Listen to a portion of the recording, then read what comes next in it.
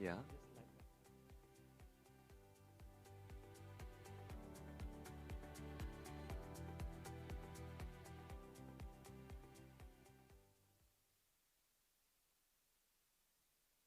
Ladies and gentlemen, thank you so much for your patience. Welcome to the Global Youth for Sustainable Palm Oil Summit 2021. The event today will begin in just a few short minutes, so we would like to remind you to please make yourself comfortable and sit near the Wi-Fi in your homes or your office so you will have an optimal experience with today's virtual event. My name is Kevin Chong and I will see you in just a few short minutes.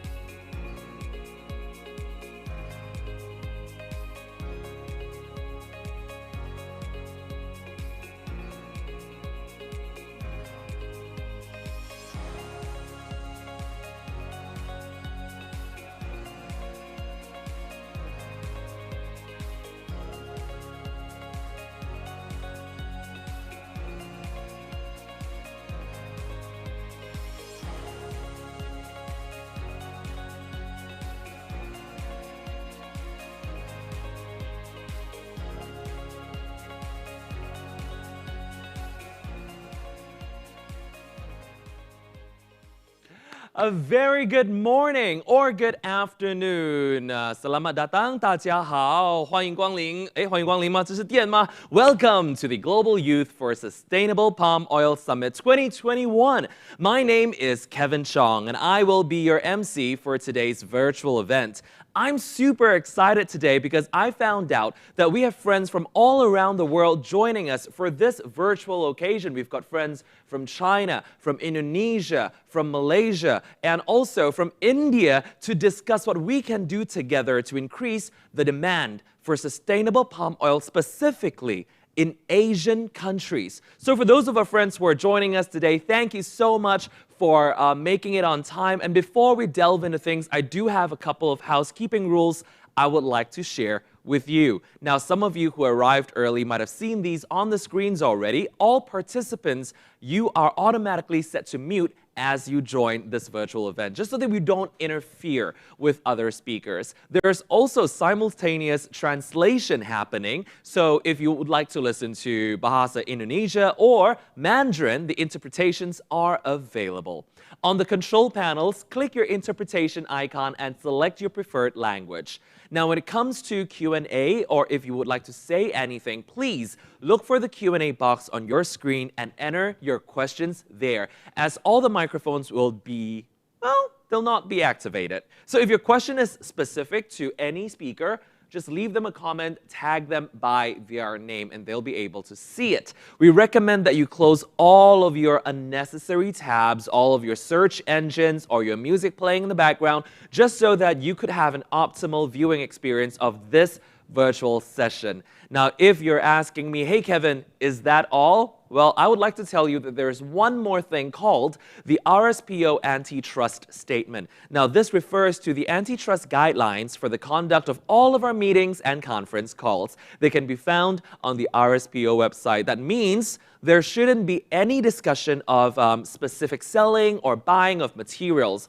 products, or pricing, or any joint venture, future, or collusive actions such as excluding or choosing a supplier or a geography. Now, all commentary is limited to current or historical activity. Any decision that you reach from today's event are, well, it's an individual decision based on your own judgment and what you've learned, your own investigation, and your judgment. Thank you so much for listening to me talk about all the house calls and all the rules and regulations that we have for today. Because right now, let's dive into things. Let's talk about sustainable palm oil, because we know that achieving the Paris Agreement targets and the Sustainable Development Goals require a radical transformation when it comes to the foods and land use all around the world. The land sector alone can deliver at least 30% of the mitigation required to reach net zero.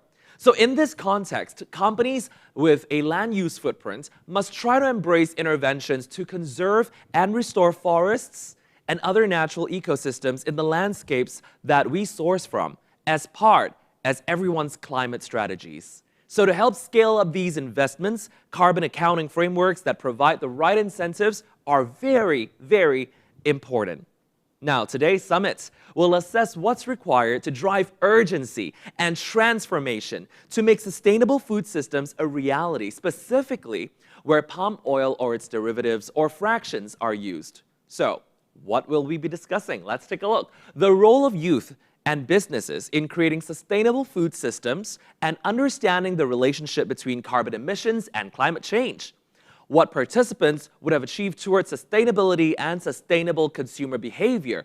What are the best practices? 3. How can the youth learn from each other about sustainable lifestyle practices and consumer campaigns? 4. How can the youth engage with their community and businesses? So with that, I would now like to invite Mr. Kamal Prakash Seth, the Global Deputy Director of Market Transformation of the Roundtable on Sustainable Palm Oil, for his opening remarks. Kamal's been leading the RSPO youth initiatives over the years, and he's also been involved with running the consumer awareness campaign in India called Know Your Palm. So Kamal, I hope you're doing well. It's over to you. Thank you so much, Kevin. Namaste. Good morning or good afternoon to everyone who's joining us live today. And it is my honor and privilege to welcome all of you to the Global Youth for Sustainable Palm Oil Summit on behalf of the Roundtable on Sustainable Palm Oil. And thank you so much for your patience. And we will have a fantastic next 4 hours of this summit from wherever you're joining. So let me put it out there. The theme for the summit is making sustainable food systems a reality. And there could be no more important stakeholder to do that than the youth around the world in billions that we represent the voice of the people of the world today. And what I will talk about now is just two main things, two powers that the youth around the world have. Number one is the power of wallet, the one that you Recording use physically. in progress. And sometimes we use it, our virtual wallets. So the power of the wallet. And number two is the power of your vote. If you're 18-year-old around the world, most countries, you have the power to vote for the decision makers who go into the parliaments to make the decisions on behalf of the rest of us. So I'll focus on the first one, the power of the wallet. So to make sustainable food systems a reality, it is very, very important for us to choose wisely and focus on our own consumption and make sure that our own consumption is sustainable and procured from sustainable sources. Whether we are talking about products with sustainable palm oil or anything else, where there are a lot of ingredients that travel thousands of miles around the world before we consume it. So please use the power of your wallet very judiciously and holds the companies, the products that they provide, and make sure that you're asking the right questions, that you consume products which are sustainable and they are not damaging the environment, or they are not produced at the cost of certain communities or at the loss of biodiversity.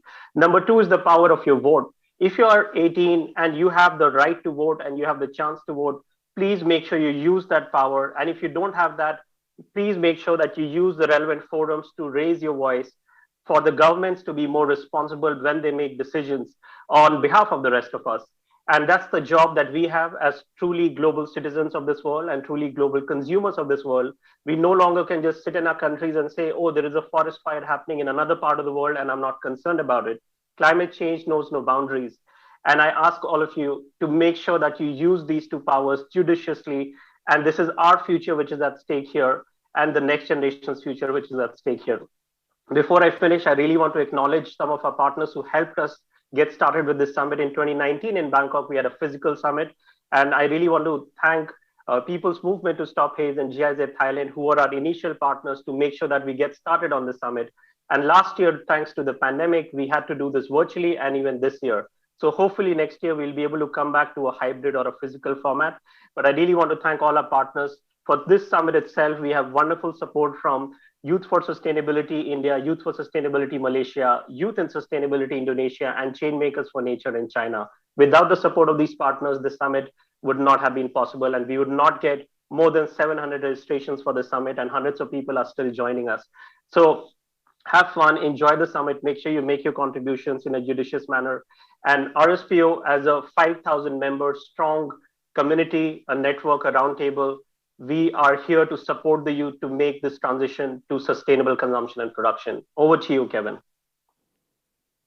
Thank you so much, and namaste to you too. You are absolutely right, because when it comes to making conscious decisions, we get to decide what we hold accountable for the brands that we support, for the governments that we vote for. Now, ladies and gentlemen, we are truly excited for what will be discussed in today's summit. Before we begin, there is a live quiz show. Some of you have taken part in the pre-summit quiz competition. So right now, we actually have our top players, the top 3 players who will be winning a prize at the end of today's segment. So let's see which one of them will be able to answer my questions correctly. The first player is Anupam Kumar Pandey from India.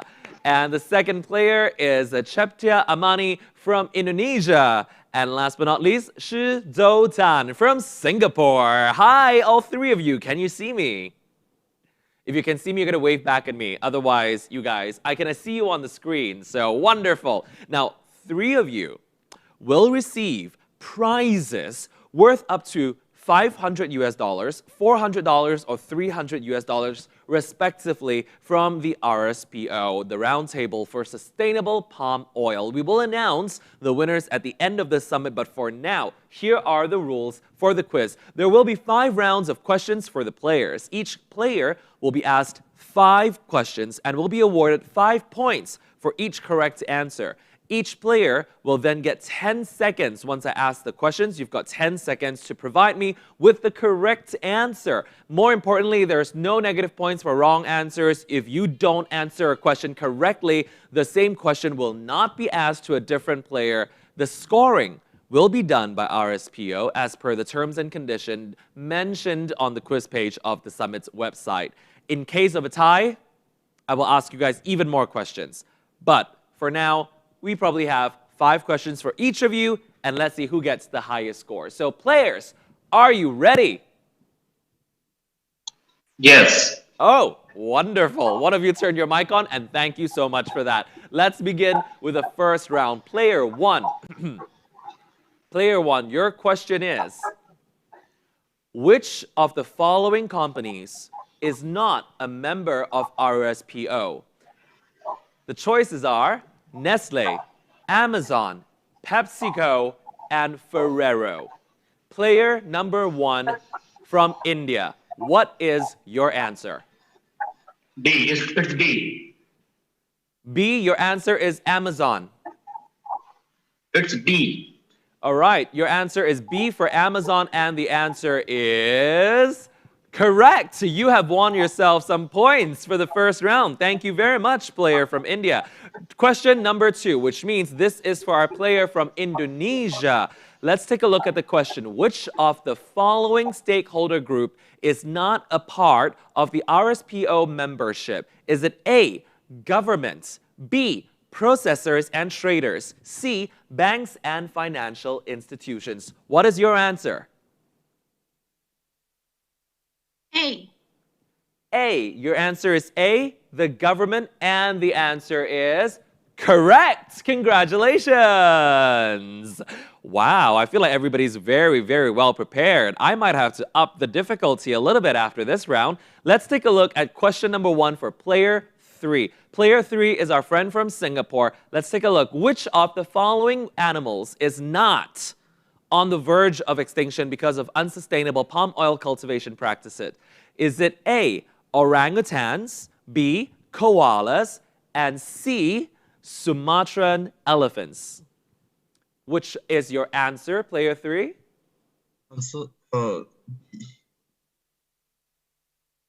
I'm having trouble hearing you. Perhaps you give your answer to me one more time. B. Can you hear me? Did you say B? Yes, B for Bangkok.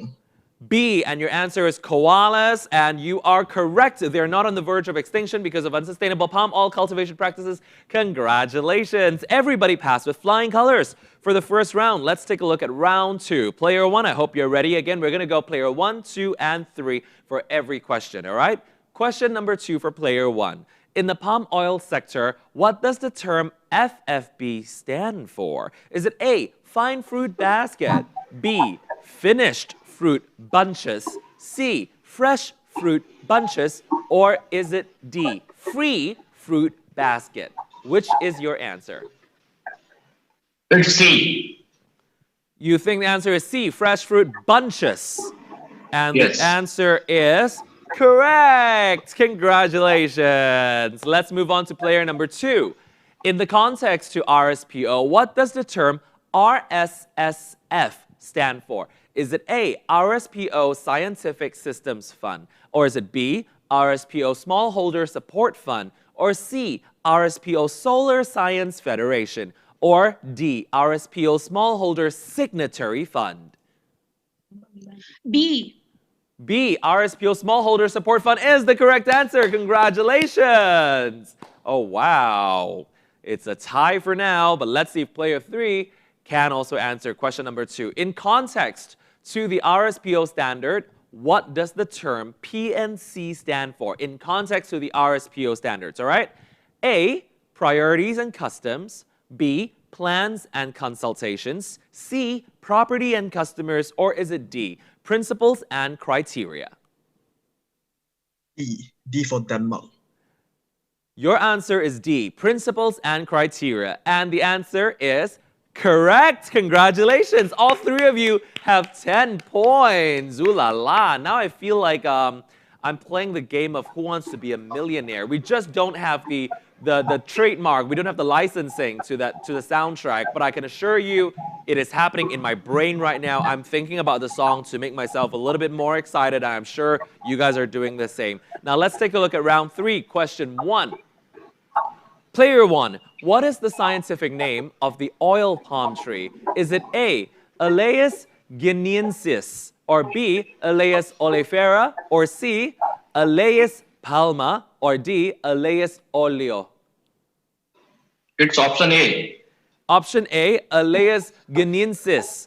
And your answer is correct to player 1. More points for player 1. Let's move on to player 2. This might go on for 10 rounds, but I'm pretty sure one of you will emerge as the winner. Player 2, your question is, as of the 31st of October 2021, how many members did the RSPO have? Is it A, 6,515? Is it B, 5,516? Is it C, 6,155? Or is it D, 5,156. You see, if I was in school, this question would blow my mind. But when it comes to player number 2, what do you think the answer is? It's quite difficult. I think B. What is it? B for balloon or D for Denmark? Balloon. You think the answer is B for balloon, 5516. So Yes. the answer is D. It's D for Denmark. It's 5156. Good try. Don't worry about it. We have a couple of more rounds to go, okay? Please don't give up. Let's take a look at player 3's question. Who conducts audits for RSPO members? Is it A, RSPO Secretariat, B, environmental NGOs, C, social NGOs, or D, certification bodies? D for Denmark. D for Denmark. Are you sure?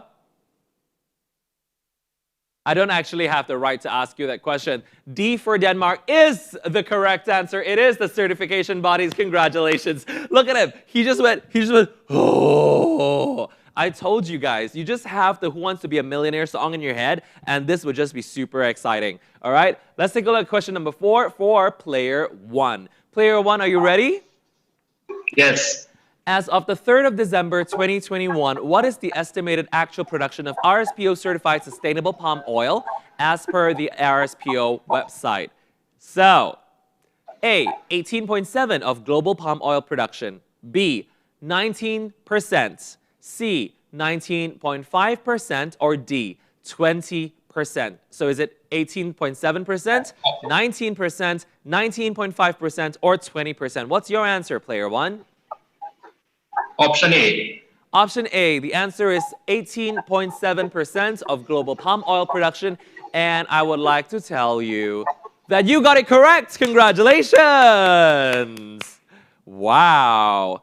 Player 2, this is your 4th question. I hope you're ready. The question is, as of the 3rd of December 2021, what is the estimated RSPO certified area globally as per the RSPO website? Is it A, 5.46 million hectares, B, 6.45 million hectares, C, 4.56 million hectares, or D, 7.65 million hectares?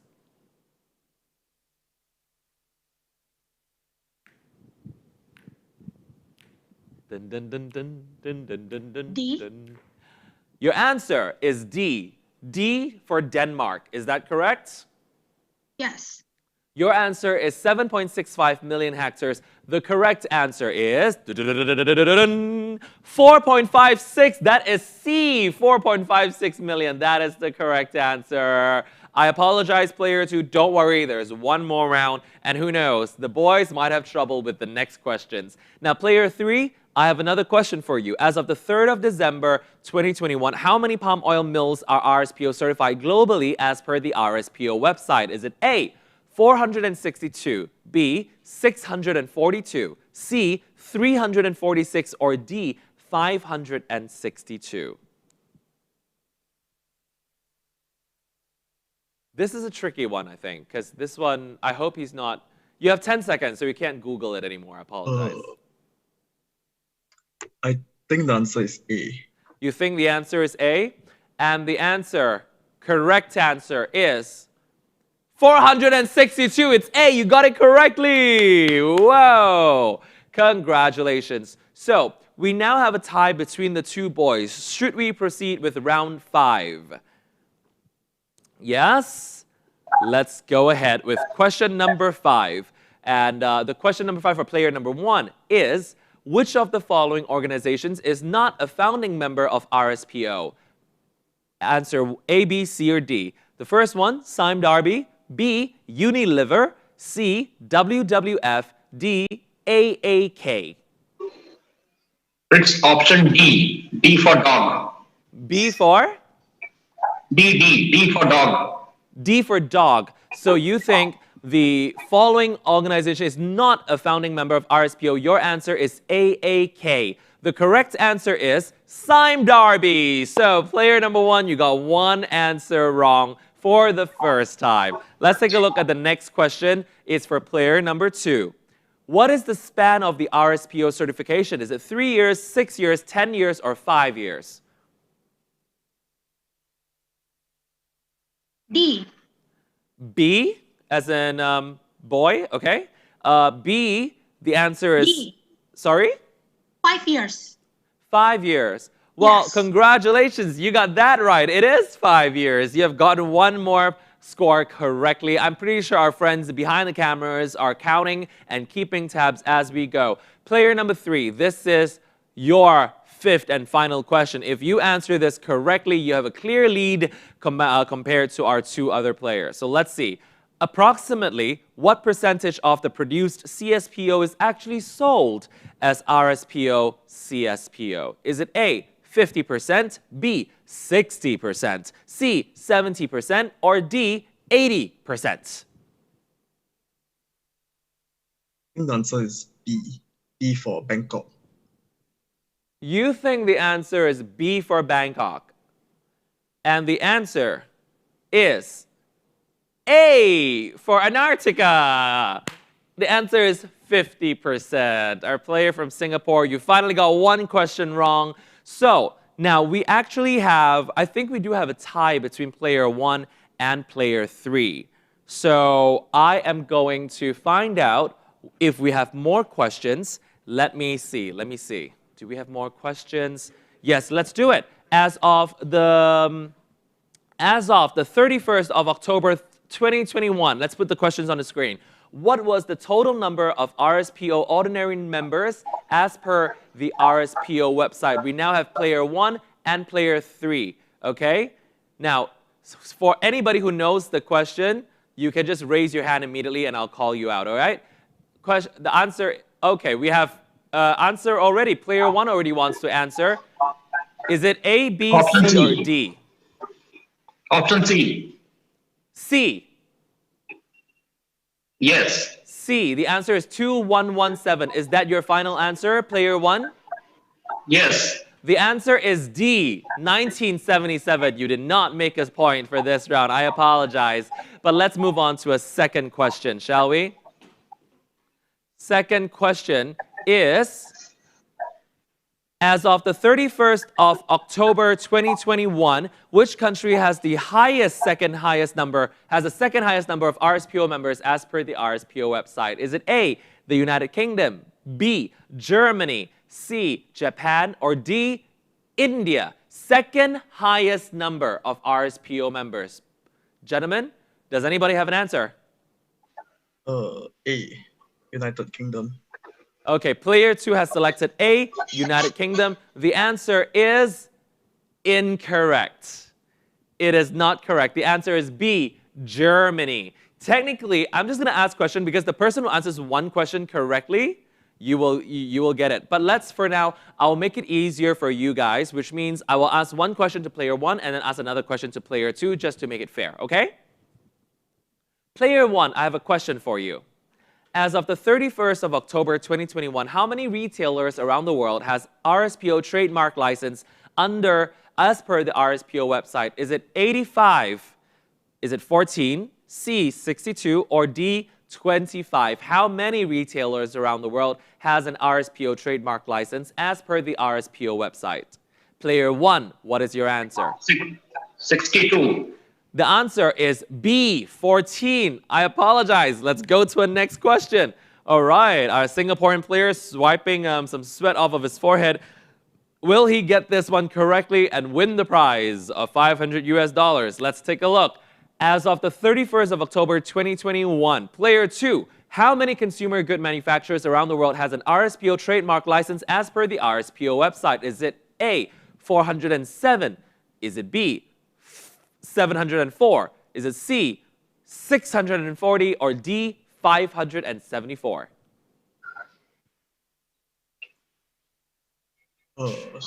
This is D. tricky. This is tricky. My guess is B for Bangkok. Your guess is 704. I'm happy to tell you that the answer is exactly the reverse. It's 407. So you also missed the score right now, my man. Let's move on to my next main guy, player number 1. As of the 31st of October 2021, how many growers around the world has an RSPO trademark license as per the website? Is it A, 95? Is it B, oh, reversed again, 59? Is it C, 85? Or is it D, 79? It's 85. You think the answer is C, 85? Yes. The answer is B, 59. I love the fact that I'm putting so much pressure on the both of you. Let's move on to player number 2. As of the 31st of October this year, how many palm oil processors or traders around the world has an RSPO trademark license as per the RSPO website? Is it A, 324, B, 234, C, 432, or D, 342? Wow, player 3. This is, Do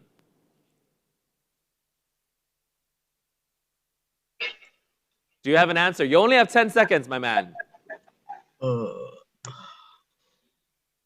My guess is D, 342. You have selected D, 342.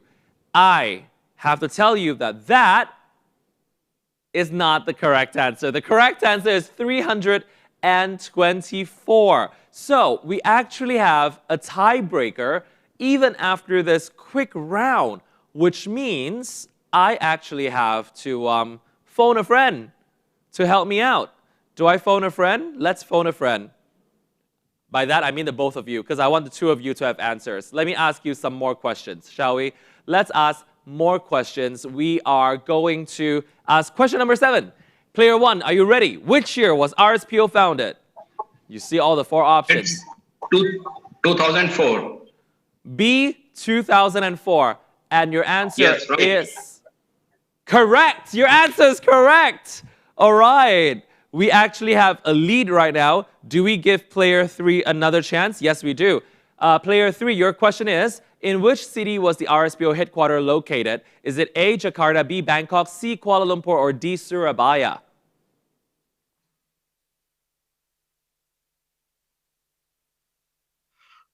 Oh no, Where's my accent from? C, Kuala Lumpur. C, Kuala Lumpur. Is that the correct answer? It is the correct answer. Congratulations. Now, this is legitimately the last question. The next person who gets the point, we will select them as the winner, and we will keep going for now. Question number 9. In context to the RSPO standards, what does ISH stand for? Is it individual smallholders, independent smallholders, iconic smallholders, or insider smallholders? Player 1. It's independent smallholders. Independent smallholders. Question number 9. The answer is independent smallholders. That is correct. Now, question number 10 for player number 3. In context to agriculture, what does NDPE stand for? Is it no disclosure, paper ethics, no deforestation, plantation environment, no deforestation, peat exploitation, or new deforestation, plantation ethics?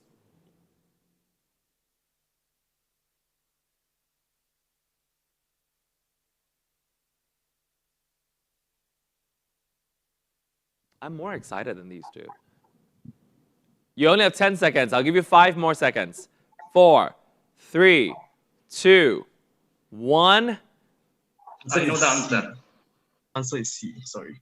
I got to unmute myself, but the answer is C. Oh, you unmuted yourself. Sorry. The answer is, you chose C. And that is the correct answer. That is C. Does that mean we have to go another round? I have to look at another question. So let's take a look at another question for now. Question number 11. Which country has the highest number of RSPO members? Is it Indonesia, Malaysia, USA, or China? Player number 1? Indonesia. Indonesia. Question number 11. The answer is actually C, in the United States of America. That is incorrect. So player number 3, it is your chance again. Question number 12. Let's take a look.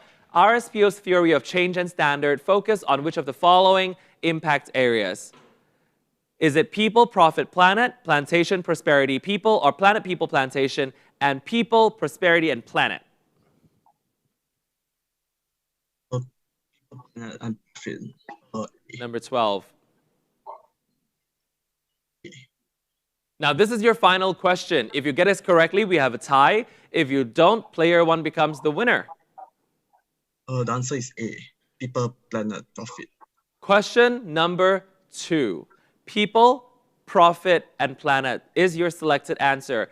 I gotta tell you that the theory of change and standard focus on the impact areas of answer D, people, prosperity, and planet, which means player 1 is the winner. Congratulations. Player 1, you have won yourself $500 US. Player 2, you've won yourself $400 US. And player 3, who has dropped out about a few minutes ago, you have also won yourself $300 US as per my instructions earlier. All right. Thank you, boys, so much for joining. I really, really appreciate it. I hope you have a wonderful day here at the summit. I'll see you in a bit for the breakouts, all right? Thank you. And now, ladies and gentlemen, we will announce the scores at the end of the summit, so stay tuned. In the meantime, let's take a look at how youth groups around the world are driving sustainable lifestyles and promoting sustainable consumption of palm oil. We will be talking to the representatives from China, India, Indonesia, Malaysia, and maybe we'll see some friends from the rest of the world. So, hot off the heels of COP26, I believe the role of RSPO, the Roundtable for Sustainable Palm Oil, is more important than ever. Now, as I am sure many of you are aware, more than 100 world leaders have promised to end or reverse deforestation by 2030 in the COP26 Climate Summit's first major deal. And the production of commodities like palm oil have often been linked to deforestation. So, with pressing environmental and social concerns and the growing global demand for edible oils and specifically for palm oil, the question is no longer whether sustainable palm oil is a practical and realistic solution to the movement towards climate resilience, but how can we get more stakeholders to join or support the RSPO? As we know, youth from around the world are demanding for more and more sustainable products. So now, let's hear from some amazing youth leaders who have been working hard with their communities to make sustainable palm oil the norm. Here is a video to highlight the work by the youth in China. Take a look.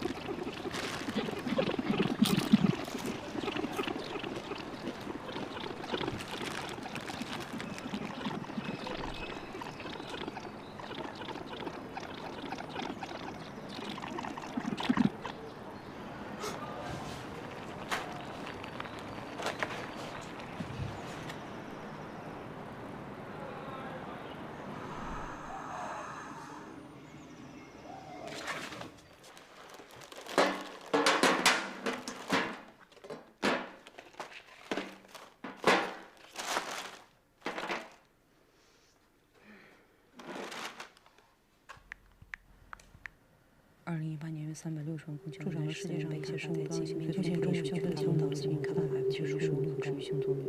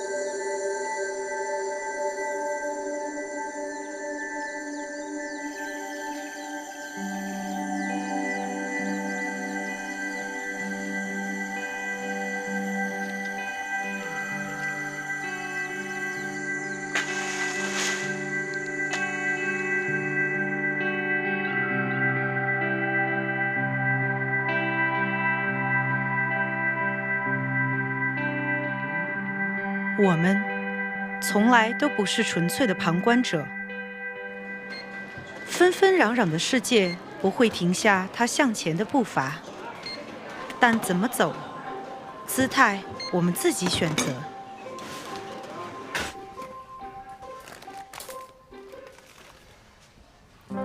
尽管你自认为足够自律，生活中竭尽所能对环境负责。就算住在大城市，也坚决会去菜场买菜，只因为超市过度的包装让你焦虑。尽管这个世界交织的生产关系让你无法摆脱消费者的角色，每一次微不足道的坚持，每一次留心，每一份了解，每一次分享，都是一次行动，主宰一切和你的关系。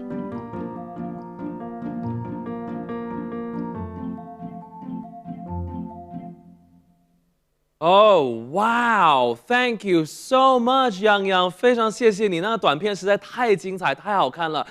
Thank you for sharing such amazing work. And we actually have Yang Yang right here. Hi. We now have to say hello to some of our friends from China who will be talking to us about what they have been doing to promote sustainable palm oil or lifestyle that could help our causes. So please take it away. Hello, thank you for sharing the video. It's always a pleasure.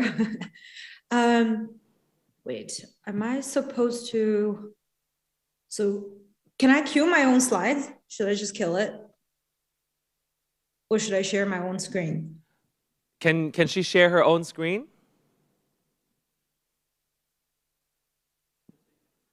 Next. All right, I guess I'll just have to go by it. So, hello everyone. I'm a documentary filmmaker from China. And last year when I joined the Chain to Nature for Nature program, after completing all the sessions, I was contacted by Song Chao to see if I have the interest of making my impact project about palm oil. And previously, because I have lived in Indonesia working as a diving instructor there, and so that term didn't sound also strange, but I couldn't say that I was familiar with the subject. So naturally, I was interested in collaborating to actually conduct something which I know that will end up being something that people can see. So I grew up in the mountains, actually, in Xi'an, which is the ancient capital of China. And we have the biggest mountain range that sort of divides China into the north and south called Qingling. And but for some reason, because I was given the name Yang, which means the ocean, so I kind of just like fell into the water out of the blue. And because I studied music, but I loved the outdoors so much, I eventually kind of found my way as a documentary filmmaker to forge those interests together. If you may go to the next slide,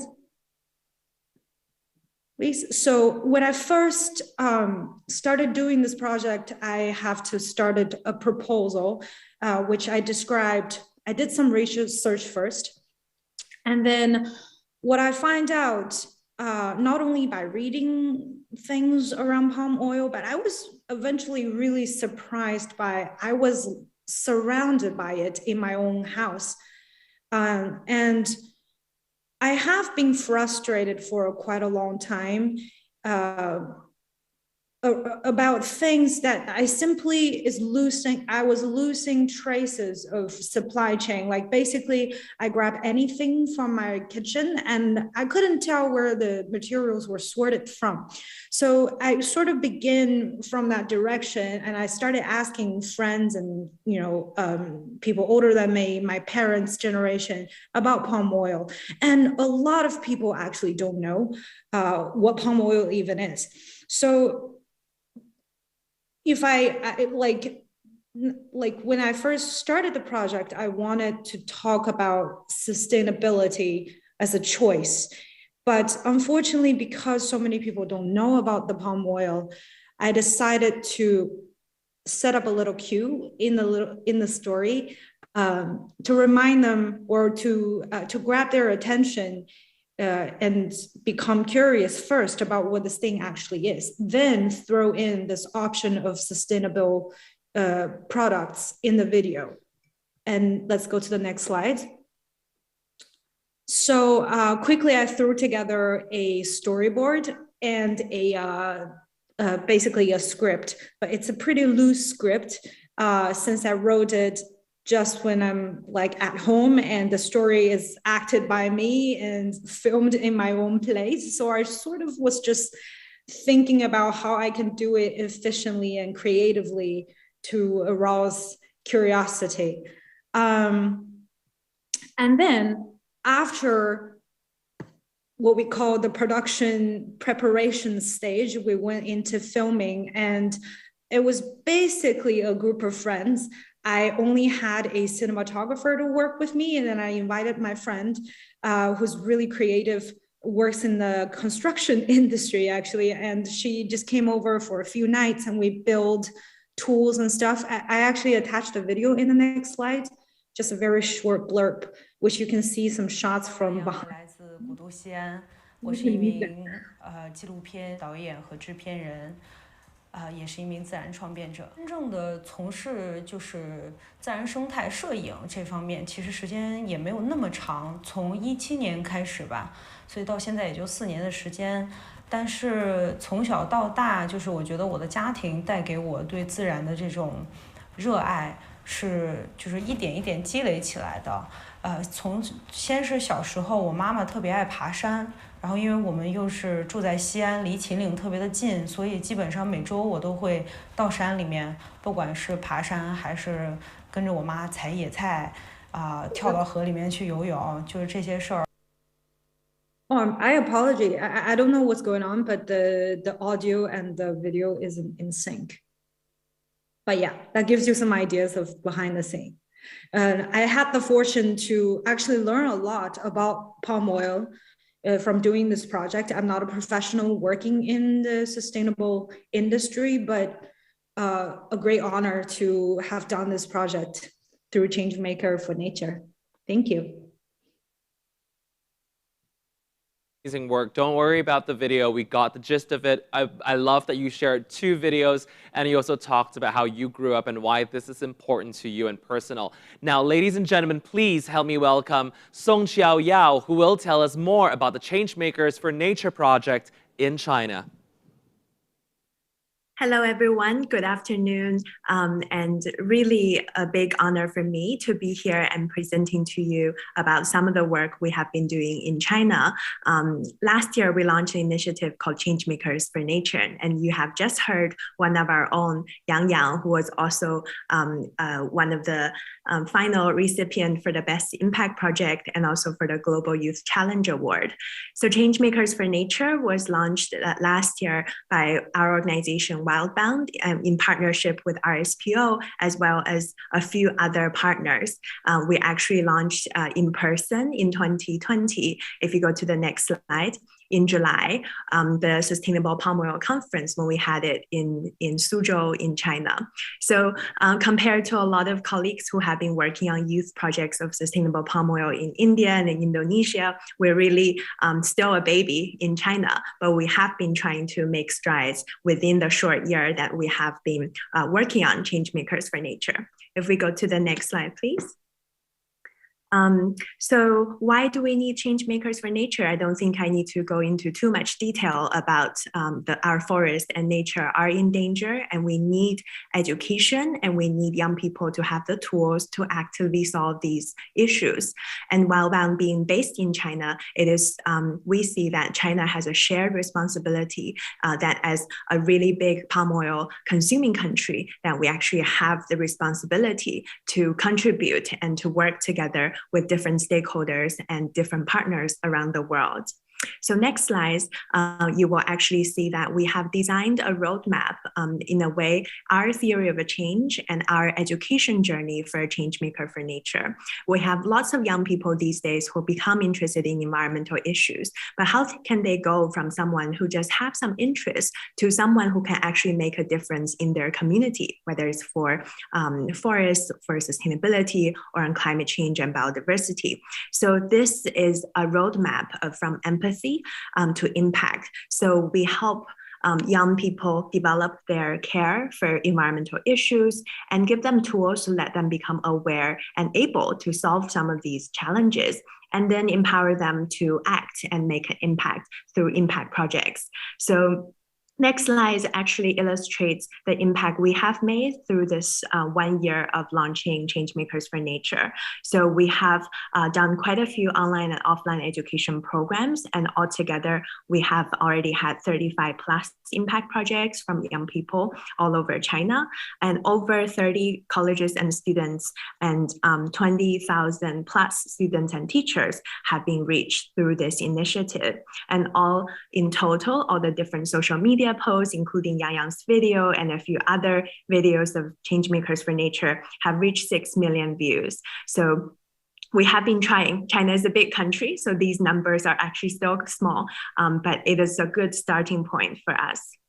Next slide shows that how we have been trying to make a difference through Changemakers for Nature. So primarily, we have been trying to launch this education initiative and really hone our theory of change and our toolkit curriculum and our educator's guide for the educating Changemakers for Nature. We have also been participating in different conferences. Last year, we joined the Asian Youth for Sustainable Palm Oil Summit.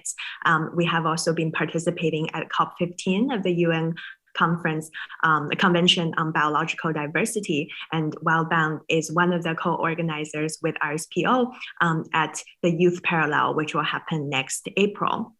We have also been doing some public events and working with other stakeholders to address public awareness and public audience, including the Nanjing Hongshan Forest Zoo, which I will introduce very soon. And lastly, we try to consolidate and develop some tools to give to other youth who are interested in developing changemaker projects or starting projects on sustainable palm oil or forest protection.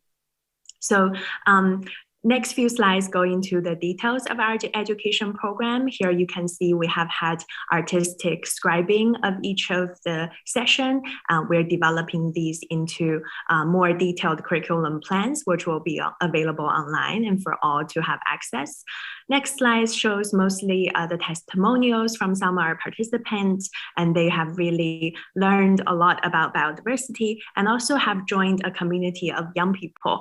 They have said that this project give them the strength and the confidence to make a difference.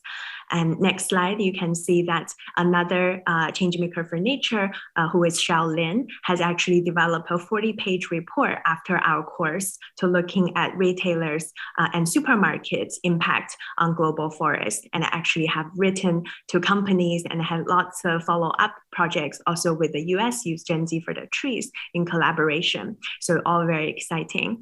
And if we go to the next slide, you also see Yang Yang is one of our Changemaker for Nature also, and her video has also been quite well received. Next slide is that just in a few months ago, end of September, we had an NGO parallel to the COP15 conference for UNCBD, which I was very honored to speak on behalf of youth for the NGO parallel and make a commitment for Change Maker for Nature for the next 10 years that we're actually committed to educate young people and empower them to make sustainable choices and do sustainable impact projects that would influence global biodiversity, climate, and forest protection. So if you go to the next slide, please, I actually want to introduce a pilot project we tried to launch this summer, which is also very exciting. It's with one of the best zoos in China, the Nanjing Hongshan Forest Zoo. Nanjing is a city, an ancient capital of China, has been 6 times capital of different dynasties. And Nanjing Hongshan Forest Zoo is also a very famous and popular zoo because its commitment to animal welfare, and it's been very cleverly and nicely designed for ensuring wild animal and the animal's habitat and to try to imitate the wild environment as much as possible. So this summer, along with Tongji University's Architecture and Design School, we have launched a summer program and focusing on redesigning the orangutan exhibit because the Nanjing Hongshan Zoo has a few orangutans that's really popular. They're internet celebrities. They're able to draw and they all have really good stories. So the next slides give you a glimpse of how that summer camp felt like. You know, we had students who are very passionate about design, about bringing awareness of the general public. When they're visiting the orangutan exhibit and seeing these orangutans, they're not only building a connection with the animal itself, but also thinking about their wild habitat and how that might be affected by people's daily consumption and how they can make a difference in choosing sustainable palm oil, which are actually protecting these wild orangutans. So next slide. And if we go to the next one again. So the students, the Changemakers for Nature at this Nanjing program have also launched a Nanjing manifesto to protect forests, not only as individuals, but also to urge the zoo and the city of Nanjing to take more action. So through research, students have actually developed a 5-year sustainability plan for the zoo and starting with sustainable procurement. So they have actually researched into all the different food vendors at the zoo, including instant noodle suppliers, including fried food stands, and the dining home and all the food supply for both animals and for the staff of the zoo, and actually propose solutions for how the zoo can become a catalyst for sustainability. Next slide, please. And actually, as a follow-up, Nanjing City and UNESCO host an annual peace forum because Nanjing has been an old-time war capital, but now the city really wants to build a narrative of peace, not only peace between people and countries, but also peace between human beings and nature. So the Changemakers for Nature who are part of our summer program with the zoo have also made an appearance at the Peace Forum, and our leader and co-founder of Changemakers for Nature, Isabel, has also given a keynote speech about how Generation Z is really crucial for solving our biodiversity issues and being the champions for saving global forests. Next slide, please.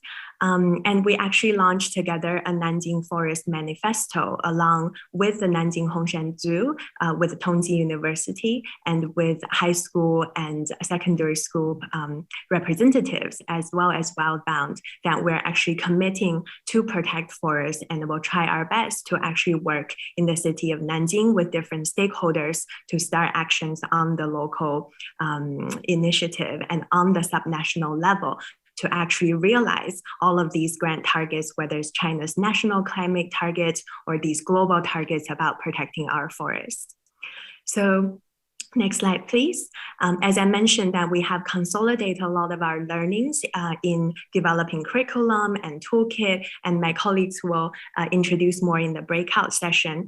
There's a QR code now for this toolkit, Changemakers for Nature toolkit, which is 240 something pages, but unfortunately right now it's only in Chinese, but we're working on translating it to English and to make it available. Next slide. We have also launched a website for Changemakers for Nature and also a map about as a changemaker, you can go to these different stations and get different superpowers and skill set to actually enable you to accomplish a really good impact project. And then, yeah, next slide, please.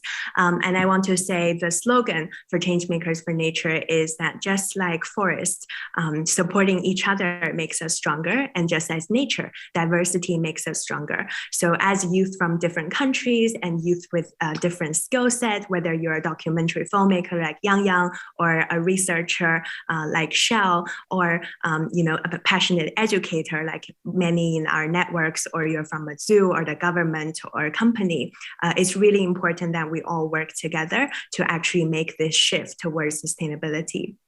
So yeah, my last slide is just closing. And thanks for this opportunity to share what we have been doing in China. And I look forward to more interaction and learning also from our friends from other countries. Thank you so much.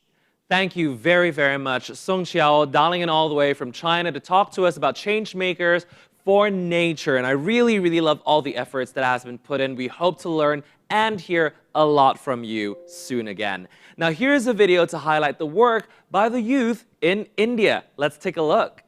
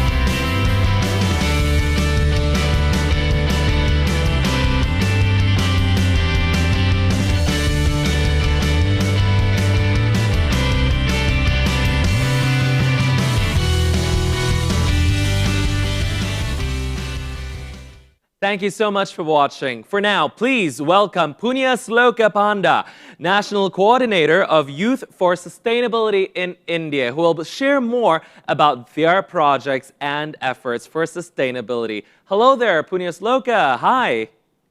Hi, can you hear me? Perfectly. Please. Thank you. All right. Hi, everyone. Thank you for joining today for the Global Youth for Sustainable Palm Oil Summit.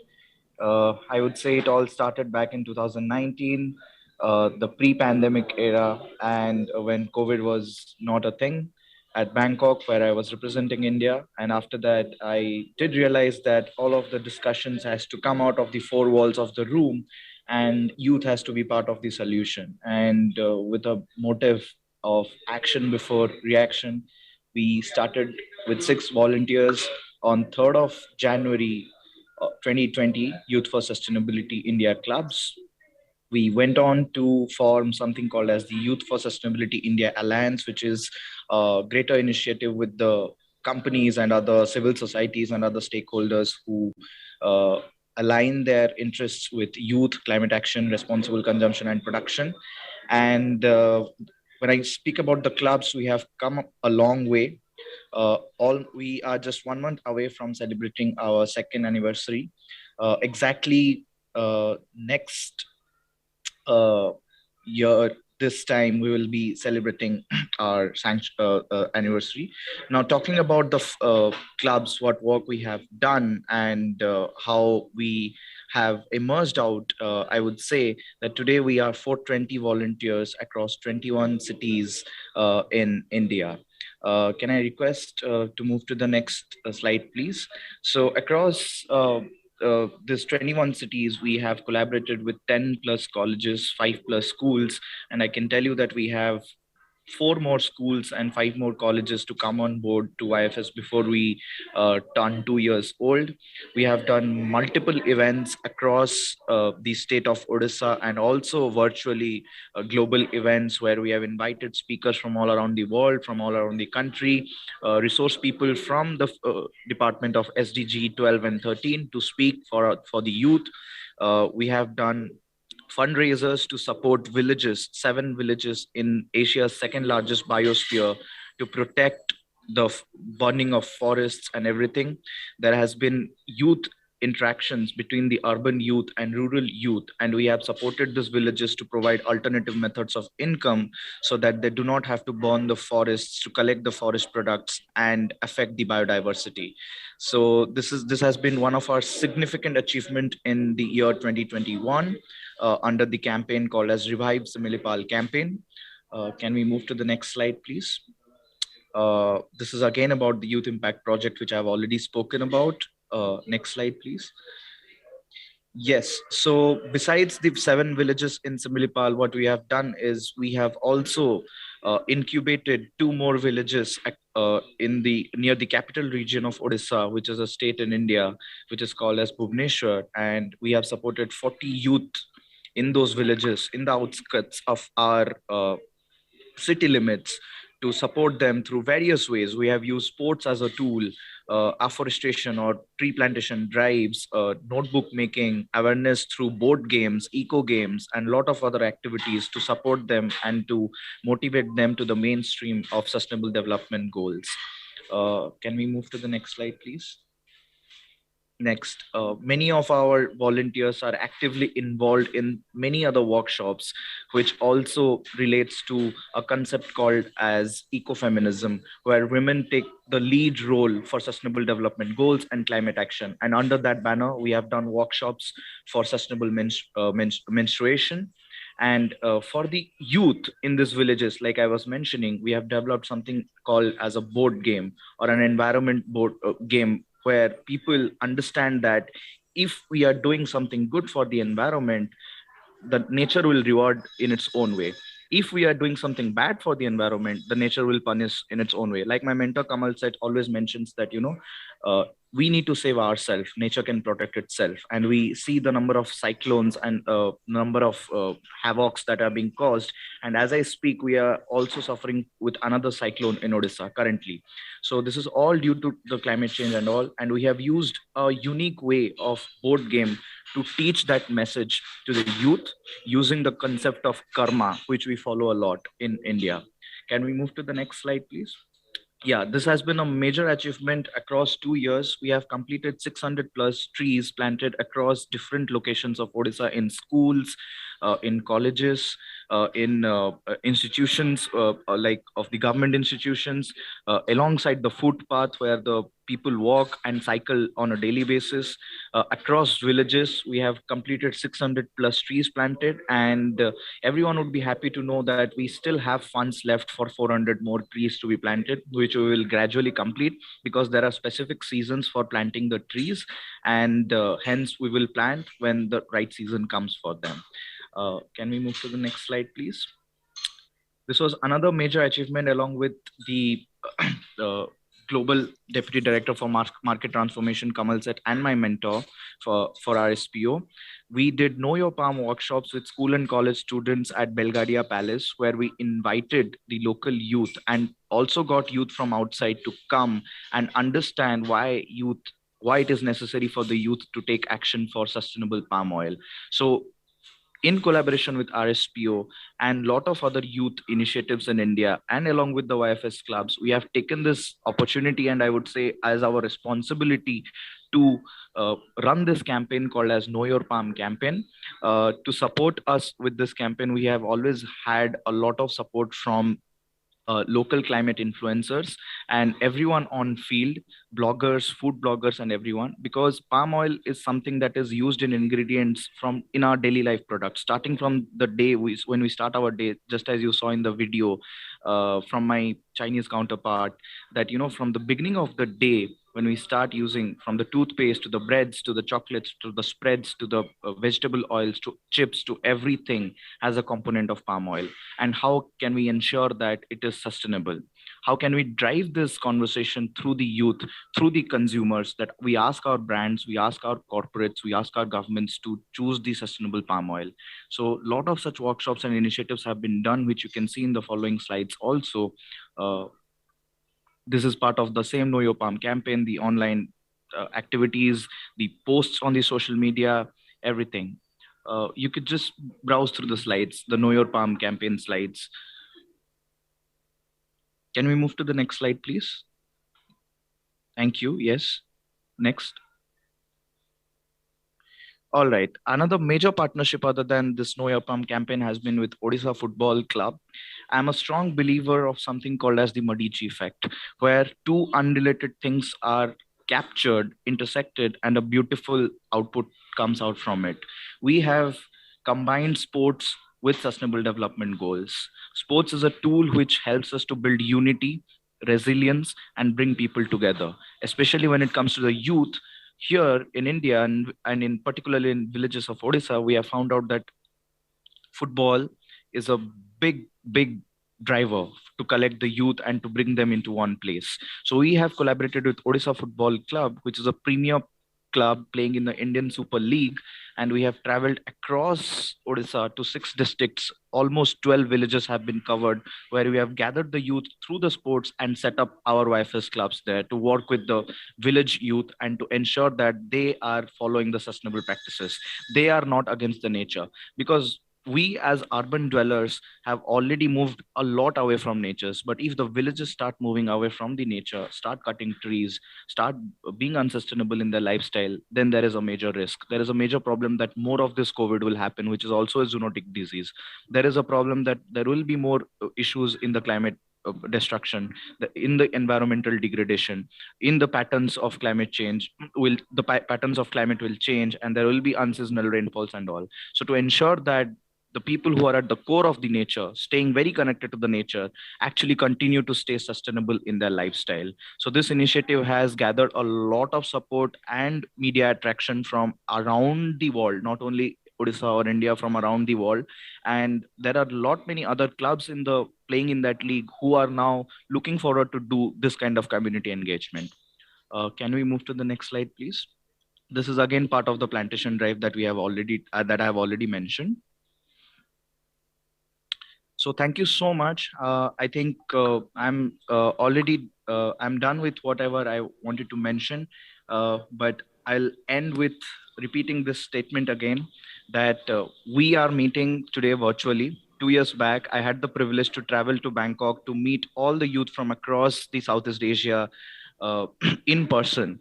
And if we want to meet in person in future and have this conference physically in the future seasons or in the upcoming years, then we have to ensure that we take the necessary steps for that, because I'm not a big fan of virtual event, and I'm pretty sure all my youth representatives and other youth who have joined us from across the world, from the west side of the country also, late at the night, I think nobody likes virtual events, because we cannot shake hands, we cannot hug each other, we cannot take beautiful pictures, we cannot share our ideas, and it's very difficult over a virtual platform, looking at yourself on the screen and not knowing whether people are listening or zoning out. So we as youth have to take a step forward to ensure that we are out of this virtual world, again back to the nature, to the lap of the nature, coexisting with the nature and protecting ourselves from all the natural disasters that might be on cards. So that's my message. Again, action before reaction, and please do take necessary steps for the future. Thank you so much. Thank you very, very much, Punya Sloka, for sharing all of your inspiring work. Namaste to you and also your team. I know you work tirelessly because you've been sharing with us the grassroots developments as well. So I really appreciate that, and thank you for sharing that with us. Cannot wait to see you at an actual event too. So here's a video to highlight some of our work from another part of the planet. It is the youth in Indonesia. Let's take a look.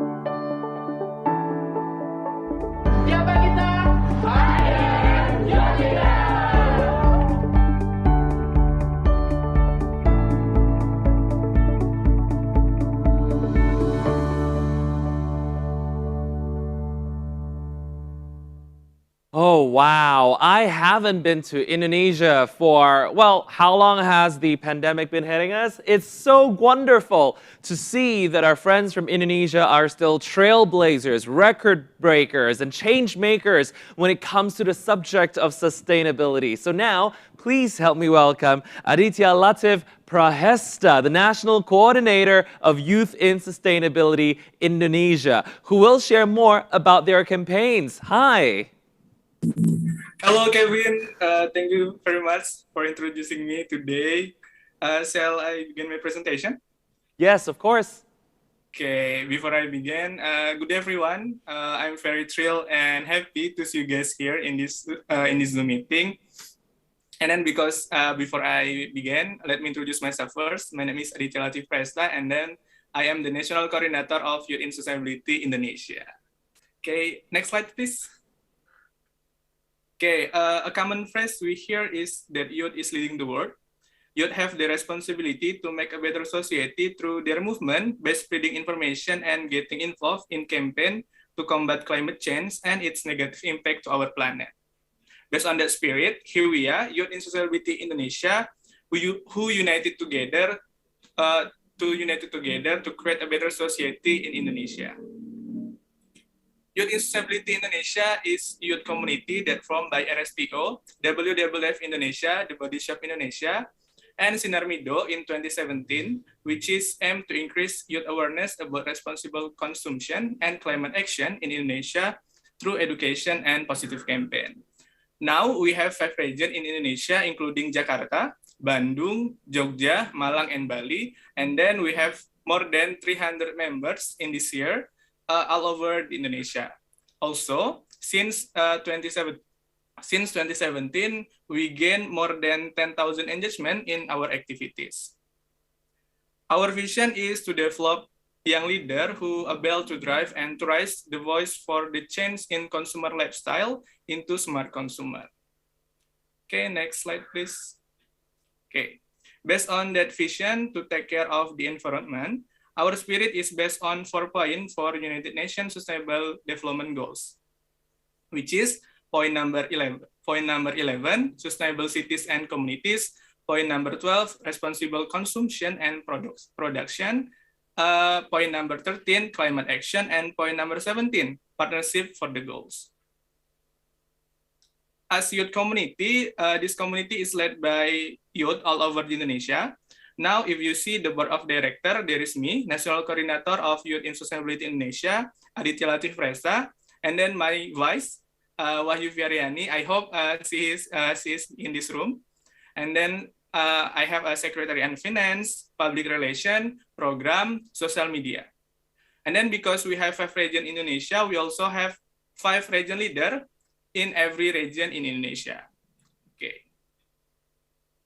Okay. If you talk about the palm oil, we know that Indonesia is the most countries in the world who produce the palm oil. Indonesia also, in Youth in Sustainability Indonesia, we also have a lot of activities in order to create sustainable living in Indonesia. But the most important issue that we concern about is sustainable palm oil. Back then, when I said that Indonesia is the most country in the world who produce palm oil product, and then if we see the data, there is a trend of increasing year by year in palm oil product, including food, animal feed, and industrial product. Also, if you guys wondering who is the person behind this increasing, the answer is consumer itself. In Indonesia, there is still many people who don't know about sustainable palm oil.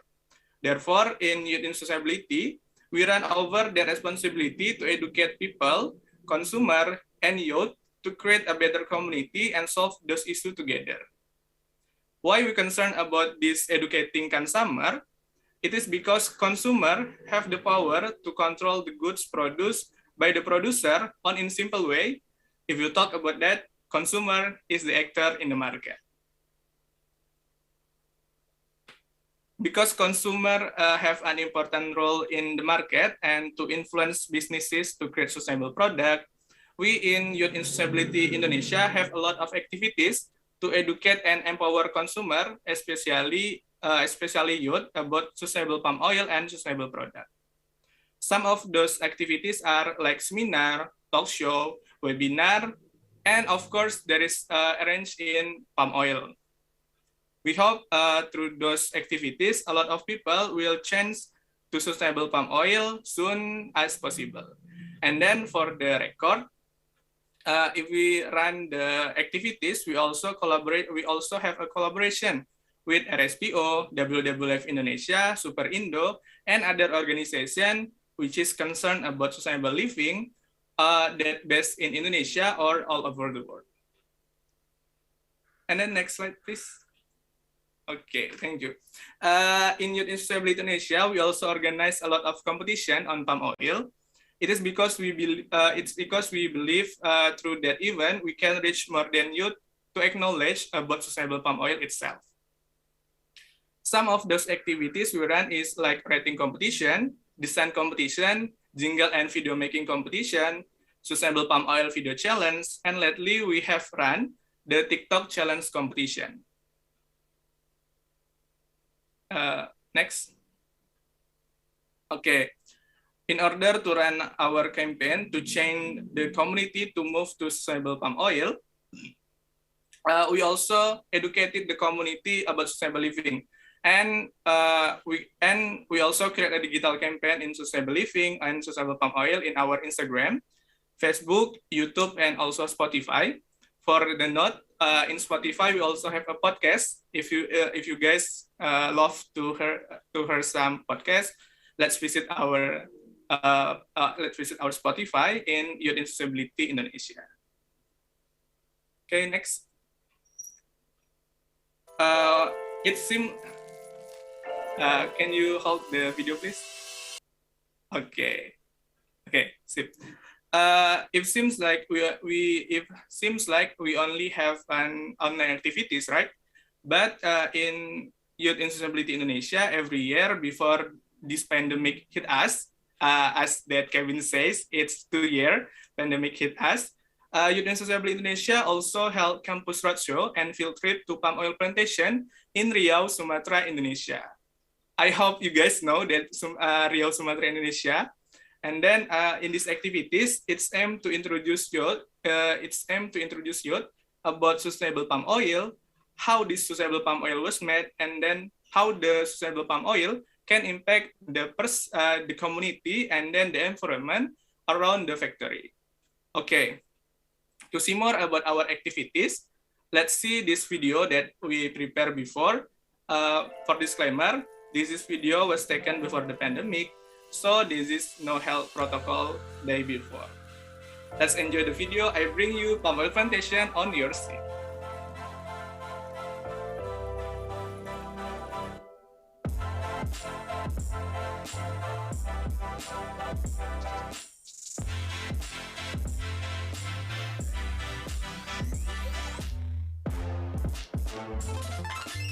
Sawit ini tidak bisa tumbuh di mana saja. Di Eropa jelas tidak bisa, ya.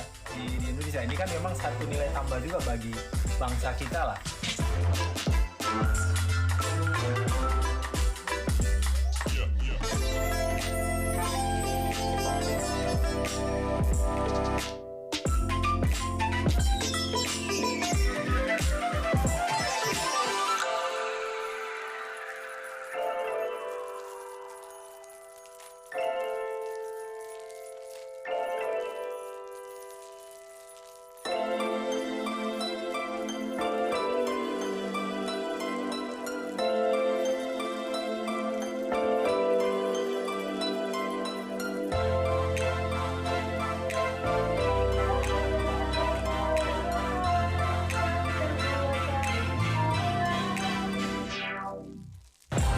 Kita menerapkan sertifikasi ini, semua yang berhubungan dengan kesehatan dan keselamatan kerja karyawan itu terpenuhi. Ya. Kemudian dengan produk kami bersertifikat, itu otomatis harganya di pasaran luar itu jauh lebih menarik, lebih tinggi dibandingkan yang tidak bersertifikat. Otomatis keberlangsungan kami di dalam itu jauh lebih meyakinkan daripada yang istilahnya harga CPO-nya kalengan gitu.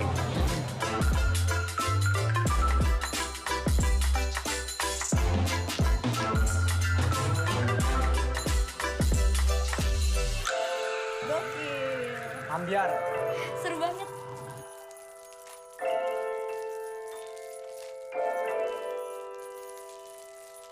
Jangan lupa beli produk bereco-label. Mantap. Don't forget to buy eco-label product. So what do you guys think about our activities in field trip to Riau? I hope this is interesting, right, for you guys all over the world, in India, China, on Malaysia, and then in Malaysia too. On behalf of United Sustainability Indonesia, I hope you guys can visit us in Indonesia, and then we can join together to visit this palm oil plantation in Riau, Sumatera, Indonesia. Okay, next slide, please. Okay, it seems like we held the activities in domestic only, but in the fact that we also participate in some of international activities, such as ASEAN Youth for Sustainable Palm Oil Summit in 2019, and then ASEAN Youth for Sustainable Palm Oil Summit also in 2020. And of course, on this room, I believe that every member in Youth Sustainability Indonesia also join us. There is more than 300 people in our community, so it seems like there are gathering there. So through this event, I also hope we can gain an interesting information about sustainable palm oil. Okay, if you talk about our impact in 2020, we organized more than 15 activities, and then educating more than 1,300 people, and also we gain more than 1,000 of engagement in our social media. Also, the most important thing that we get more than 31 new stakeholders in Indonesia. Okay. Next slide, please. Okay, and if you're wondering what we're doing this year in 2021, this year in Youth Sustainable Indonesia, we have 4 main program in sustainable palm oil. There are sustainable palm oil talk show, and then cooking video competition with Superindo, and then creating videos about youth's opinion about sustainable palm oil. And then, sadly, this year and then the past year in 2020, we held that field trip in virtual tour to palm oil plantation in Riau, Indonesia. It's sad, right? If it's not pandemic, we can join together to visit that palm oil plantation in Riau. So next slide, please. Okay. It seems like I talk a lot about our activities in Youth in Sustainability Indonesia, but the fact is how we can take action as a youth to create a sustainable living, and then to create a better society in our community. The first thing is we must to know well about information before we take action. Before we take action, we can first recognize the information, and then learn and understand that information. And then after we know well, we can take action for the next stage. In the next stage, to take action, you guys can be a leader in your community, in your country, and then in your everything, in your circle, to become a leader and spreading away that information about sustainable living and sustainable palm oil. Also, the most important things to take action and then to make a better society through sustainable living is to support and buy eco-label product. Nowadays in Indonesia only, if you talk about Indonesia, in Indonesia, some of the producer, it's fully support about eco-label product. It's easy, nowadays it's easy to find eco-label product in convenience store and supermarket. Okay, next slide please. Okay, if you want to know more about us in Youth in Sustainability Indonesia, you guys can visit our social media in YouTube, Youth in Sustainability, and then in Facebook also Youth in Sustainability, and our Instagram in YIS.Indonesia. We can wait to see you guys to join us in our activities. Okay, next slide. Okay, Seems like I finished my presentation, Kevin. But before I close my presentation, I have some message to tell to our fellow youth all over the world. As youth, we can unite together to create a better environment through sustainable living. We don't have planet B, and it's depend on us to take care of this planet together. We can just sit and see the world is dying day by day and doing nothing, or stand up and make an impact in our community because we care about our future. We care about sunrise in the east by the dawn, and seeing the penguin in the pole, or also in simple way to breathe normally in the morning. So what you guys waiting for? Let's stand up and take action with us in Youth in Sustainability Indonesia. Thank you so much for your attention, you guys. On behalf of Youth in Sustainability, see you online and offline activities. We can't wait to see you there. Once again, thank you. Terima kasih sekali. Good day, you all. Terima kasih, Aditya, and thank you so much for telling us the importance of recognizing, learning, and understanding when it comes to eco-labels and also consumption styles from all sorts of people so we can make sustainability a future that we can all move forward to. Aditya, thank you very much for your Instagram handles as well. YIS Indonesia, I remember that. And now, ladies and gentlemen, you are still with us here at the GYSPO, Global Youth for Sustainable Palm Oil Summit 2021. Right now, we are moving back to my country. Let's take a look at the highlights of work by the youth in Malaysia. Check it out.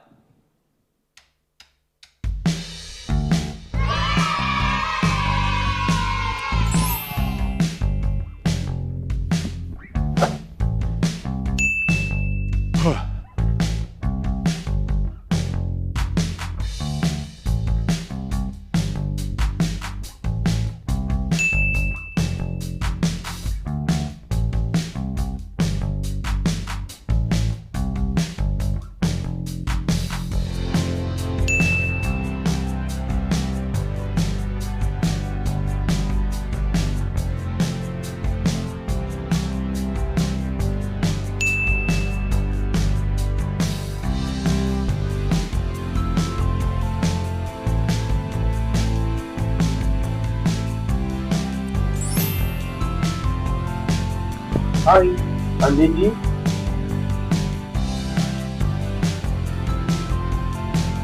Hi, I am Monica.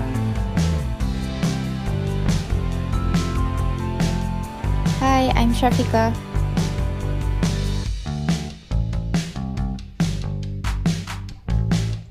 Hi, I'm Ain.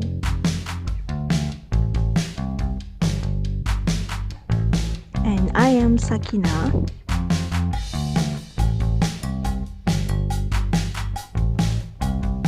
Hi, I'm Iqbal.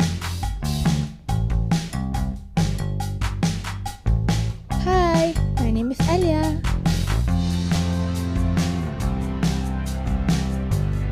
And I am Adini.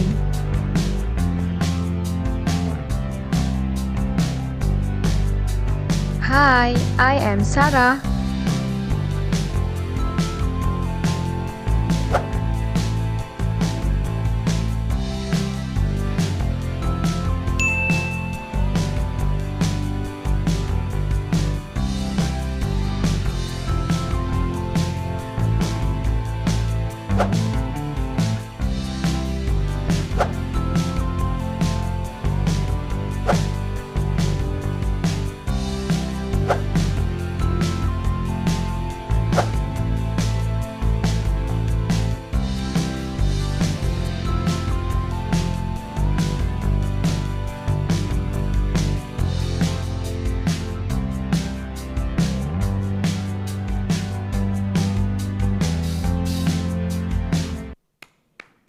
Please help me welcome Ignatius Baxter Sagong Anak Nair, President of Youth in Sustainability Malaysia, who will share more about their programs. Hello there, Ignatius Baxter Sagong Anak Nair. Hey, hi Kevin. Good to see you here. Good to see you all the time. I'm very excited to hear what you have to share about our efforts as Malaysians to make the country and the world a better place. All right, cool. So hi everyone. So I'm Ignatius. So I'm from Sarawak, Malaysia. So currently I'm the president of YFS Malaysia. So as you guys know, okay, should we proceed to the next slide, the first slide. So YFS Malaysia was founded in December 2020. So meaning to say we are the baby sister and baby brother for YS, Indonesia, and also YFS India. So we are quite new, and we are very unlucky because we are established during the pandemic season. So we didn't get to do any physical activities. So most of our activities are actually based on virtually. And also as for you guys' informations, all of the members of YFS currently are scattered all over Malaysia. So, and we never met before physically. All this while for the past 2 years, we've been meeting up virtually via Zoom and also Google Meet. So without further ado, in YFS Malaysia, we believe that even with a small action, we can bring big impacts to our society. So where the vision and mission for YFS Malaysia are, first one, to develop Malaysian youth to drive and to act for the change in consumers' lifestyles. And our mission is to encourage the youth to be responsible consumer and aware of the importance of sustainable consumptions. So moving forward, so we done a few activities previously, and there's also some ongoing activity as well. So in December 2020, we did our first digital event, which is hashtag Keep Palm Sustainable Challenge. So it's a collaboration program with Sustainable Palm Oil Movement, SPOM, from University Science Malaysia. So the objective of this sustainable challenge is to educate and also to create awareness among the consumers in Malaysia, especially the youth, on the importance of knowing their products and also their rights as consumers. And next, our next activities was, we held it during the Ramadan seasons in Malaysia, which is somewhere in April 2020. So for this project, we worked together with Myself Food Malaysia, where we went to some of the Bazaar Ramadan in Malaysia, especially in KL area, because most of our members are in KL. So in Kuala Lumpur, sorry. So we did the event we went to the Bazaar Ramadan, and then we promote hashtag Tafar Your Iftar campaign, where we encourage the buyers to bring their own Tupperware or maybe food containers instead of using one-off plastic bags. So the campaign went smoothly because we already targeted only one Bazaar Ramadan because it was still pandemic season in Malaysia at that time. So beside from that, we also organized a sustainable talk where we talk about why food waste is dangerous, because as you know, Bazaar Ramadan in Malaysia is a very huge event. So there are a lot of food waste every day. So in order to educate the youth and also the community on the bad effect of the food waste, we organized a food waste sustainable talk, which we invited a lecturer from University Malaysia Kelantan to give a talk on the effect of food waste towards the environment.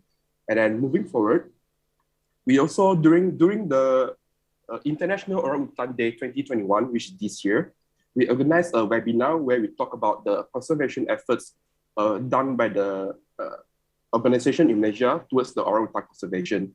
So we talk about the conservation efforts by 3 different companies from different perspectives. So as you can see in the posters, so there are 3 speakers that we had invited, which were Mr. Agos from the perspective of a plantation, like we want to know how did they overcome the orangutan problems, and also Harjinder, which is from NGO from Hutan KLCP, and also we also invited King Suli from RSPO itself. We talk about the law and enforcement towards the orangutan well-being.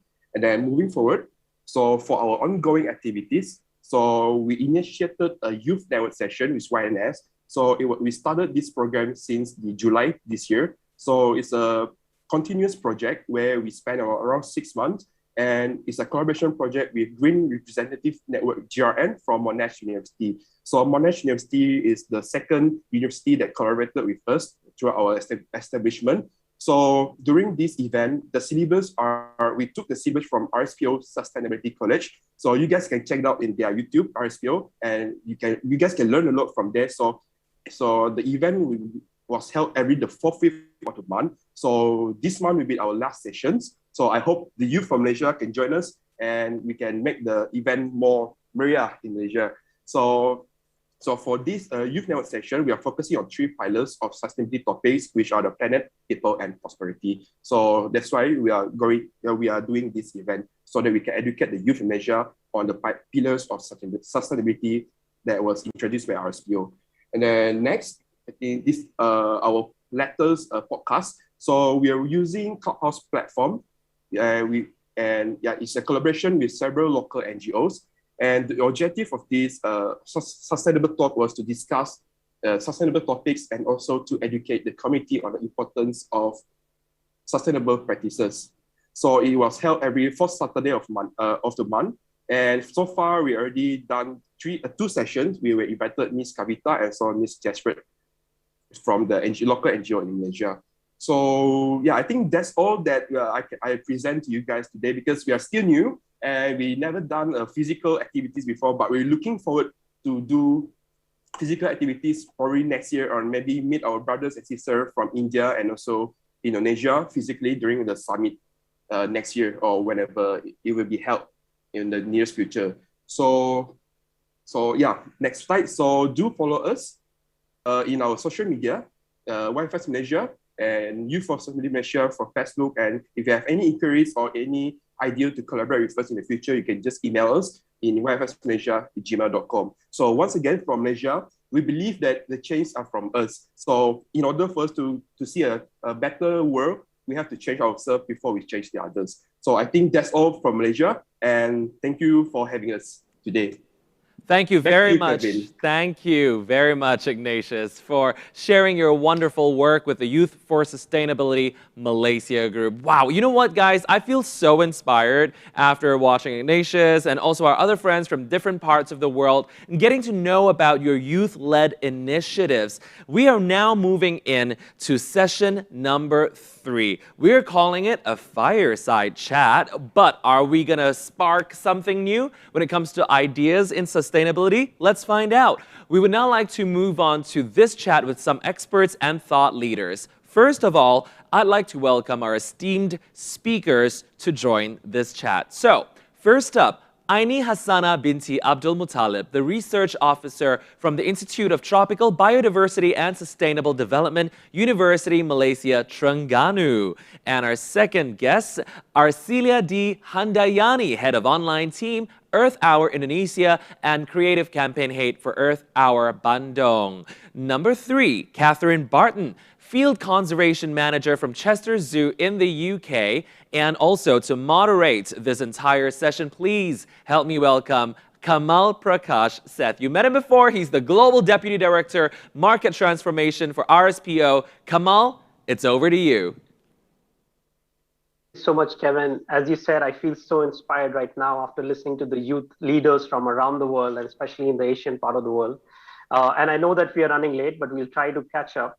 And Catherine, who's here with me right now, who you see on the screen, also has something urgent to take care of. It's a weekend, as we all know.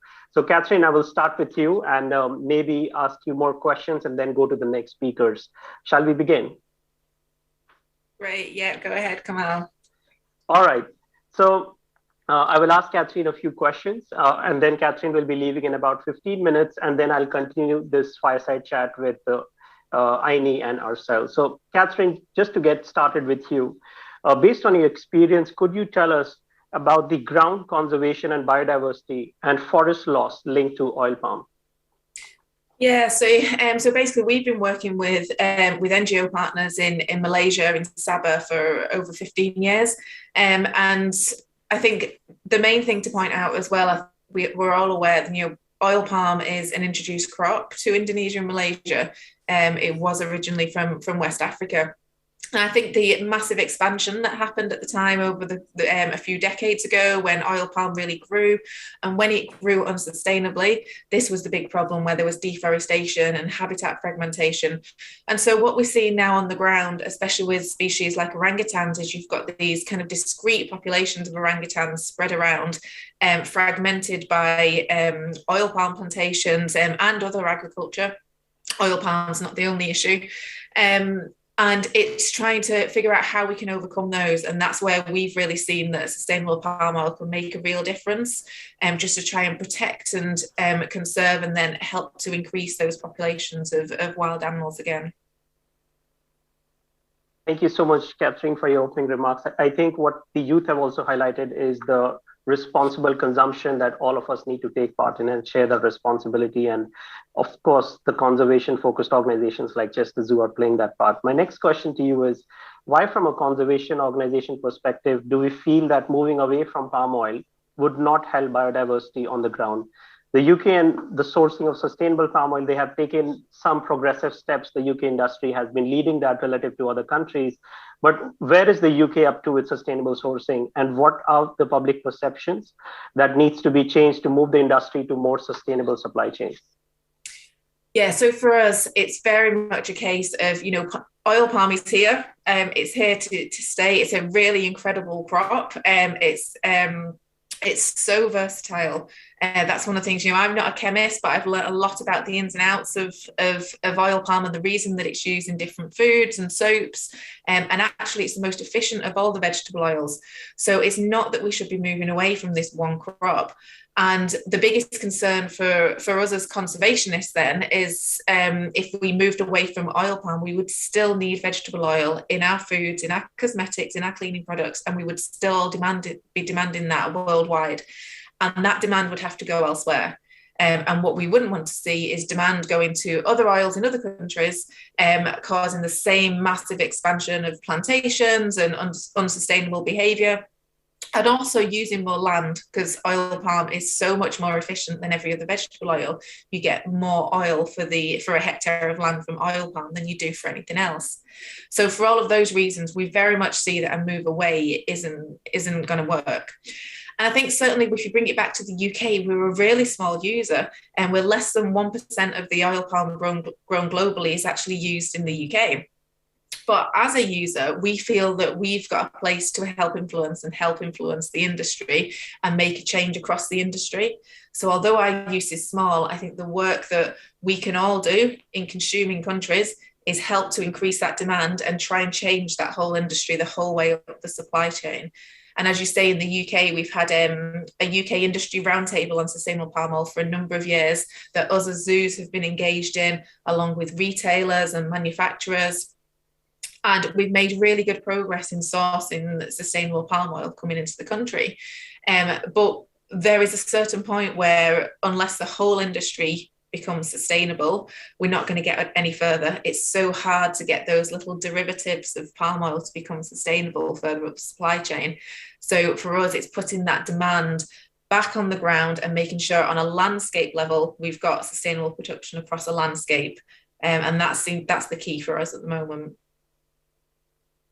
Thank you, Catherine, for highlighting that. So what you're saying is that the UK Roundtable, as well as the conservation-focused organizations, need to work hand in hand to make sure that the industry transforms to more sustainable supply chains. And there is no fixed solution. Some countries are ahead of the curve on that because this work started a couple of decades ago, whereas some of the other countries like India or China are still kind of catching up on that transition to sustainable supply chain.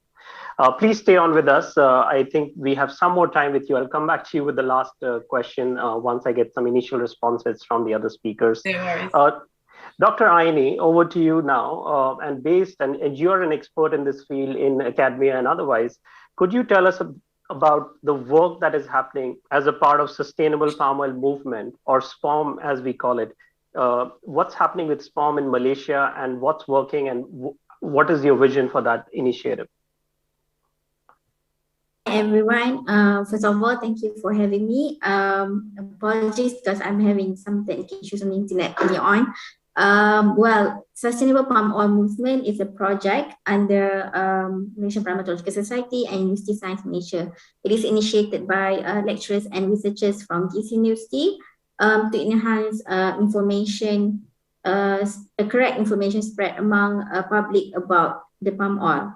So academically, we are doing research and publish academic journals regarding systematic public literature review on how oil palm is been impactful and benefiting, and also the trade-off of the oil palm industry locally. We have also looking forward to publish our next research, which involves the survey that we have done online among the public about their perception on the oil palm. So that's the academic part. The more commercial part, we have also published some documentaries. First of all, it's called 50 Shades of Green, the complex story of palm oil, and also it's not the oil, it's the practice. So these documentaries have already published, and we have added and also include our documentaries in Kuala Lumpur Environmental Film Festival, and fortunately, it has won Special Merit Awards. So what we are aiming for is that we want to spread correct information about the oil palm and how it is used everywhere. Instead of people complaining about it, we must learn to how to use it sustainably. Thank you so much, Dr. Aini. I think you hit the nail when you said that there's no point just accusing others and just just playing a ping pong, so to say, but to take the responsibility ourselves as consumers and understand and create the awareness in our own networks and peer groups. So thank you so much for telling us more about the SPOM initiative. Moving to you, Arcel, in Indonesia, there's a lot of amazing work that you have been involved with the Earth Hour initiative. Could you tell us a bit more about it and how the carbon footprint that everyone watching here, we can all reduce our own footprint and how sustainable palm oil plays a role? So tell us a bit about the Earth Hour initiative and also about WWF Indonesia's involvement in that process. Okay. Our in Indonesia, there was in 34 cities, but there's only 7 cities in Indonesia, which is in Java Island, who ruined the sustainable consumption and production project. It goes because in Indonesia, we have a program that calls us Beli Yang Baik. Beli Yang Baik, that was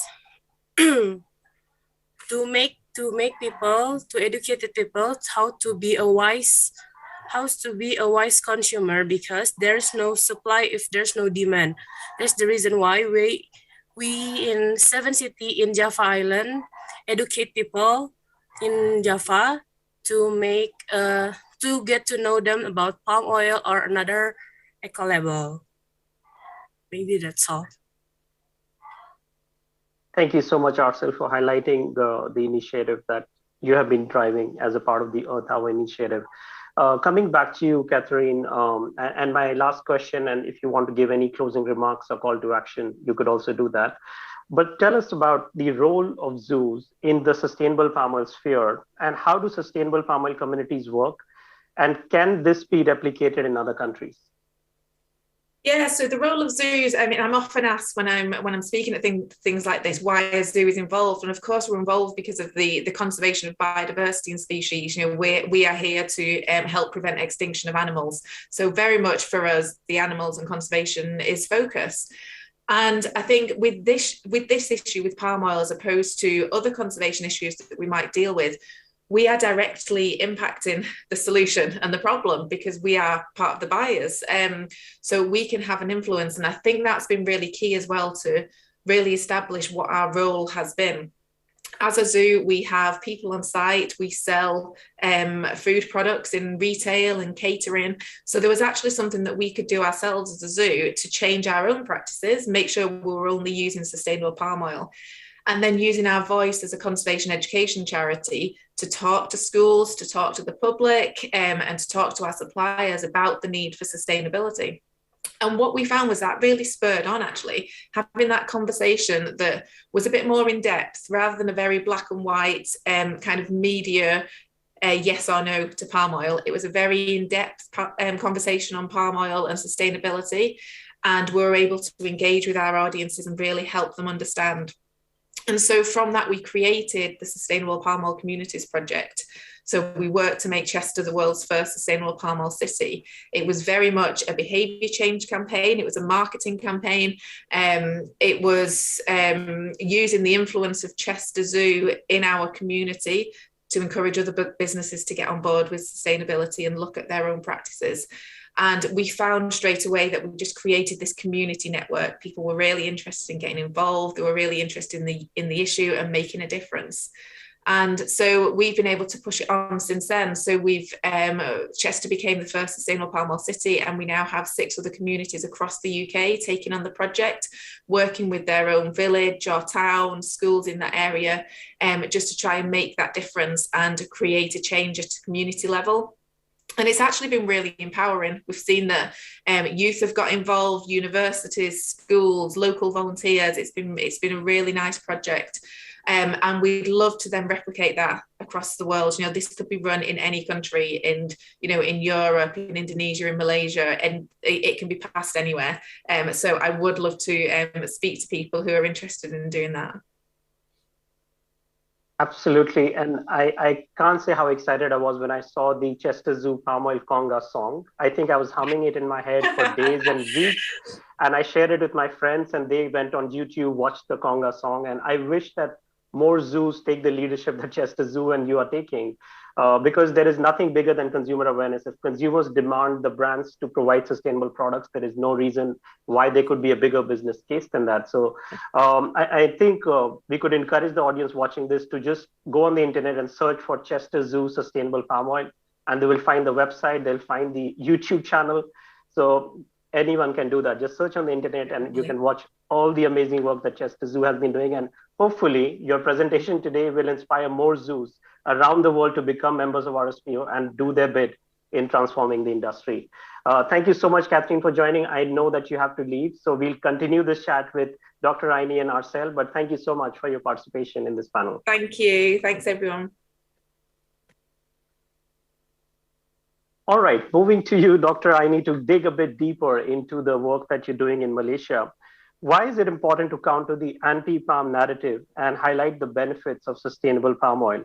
And how do we engage the consumers through media, social media, documentaries, and films? Can you share a bit more about how you are doing this? So first of all, palm oil or palm issues are polarizing. So, is palm oil a boon or a bane? So hated palm oil is everywhere. It's in your cosmetic, your food, your everywhere. So we use it every day. Changing the perception of use that agriculture can generate a lucrative income is probably one of the challenges. Because in agriculture itself, these days, it's more than the conventional agriculture. Youth people can expand their career option into permaculture generation, permaculture industries, marketing, environmental and biotech, and so on and so forth. So there's a lot of for youth these days that is related to agriculture that they can explore. On the other hand, talking about the social media, it can be used as an educational tool, especially to expand agriculture-based innovation among the people that are involved in agriculture. It can also enhance the innovation and technology that involve the agriculture. And also, talking about our work in social media, it can also expand on rapid communication, most importantly, correct information about the oil palm, and how we can sustainably use oil palm in our country. Yes.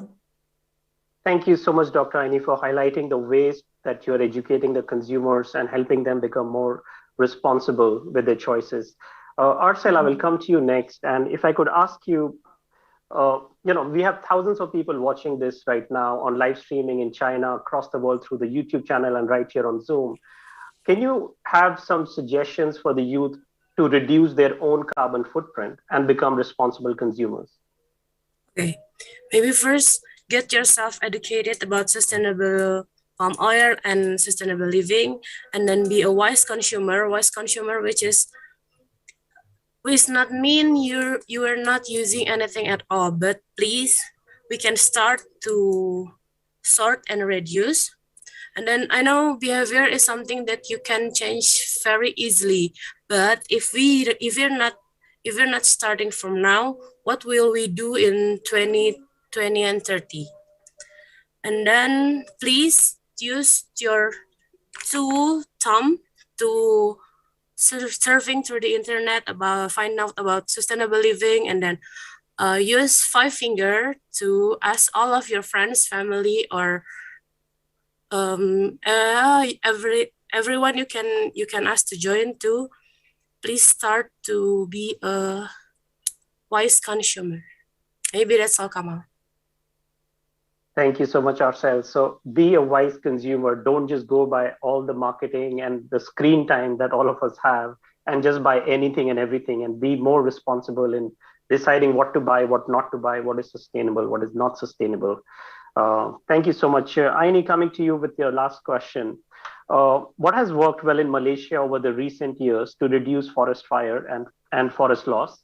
And are there any good case or best case practices that other countries around the world can learn from Malaysia, how Malaysia reduced the forest fire and forest loss in the last 5 to 10 years? I would say that about the forest loss, there's no solution that fits them all. So in terms of how we can in forest management, we have already established high conservation values area, in which we establish a buffer zones in agriculture area to ensure good wildlife and human interaction in the area. So in terms of forest fires, thankfully that Malaysia has not experienced any massive forest fires, but we have experienced forest fires across the neighboring countries.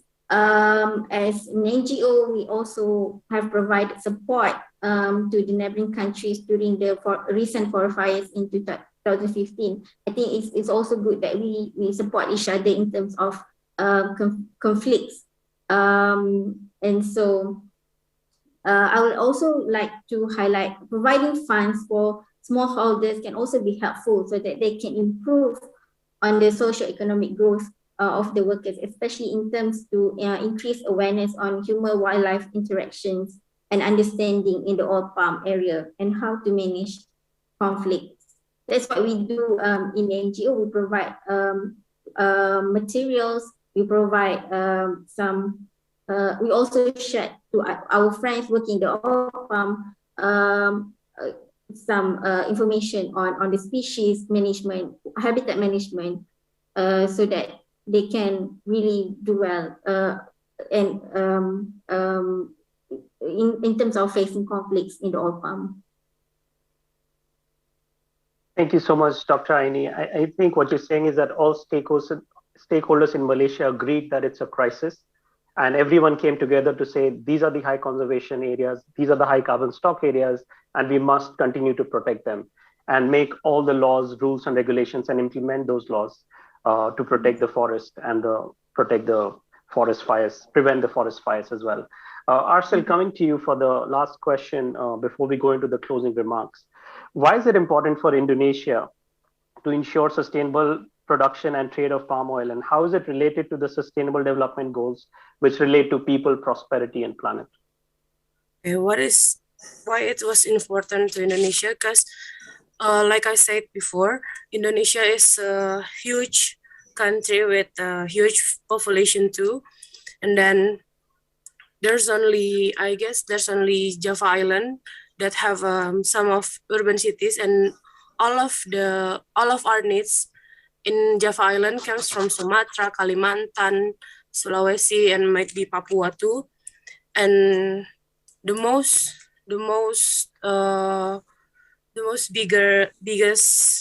biggest palm oil palm oil land came from Sumatra, and then there's no supply if there's no demand. So please get yourself educated about sustainable living, because when we have a sustainable living, maybe all of things in environment and the earth can be balanced.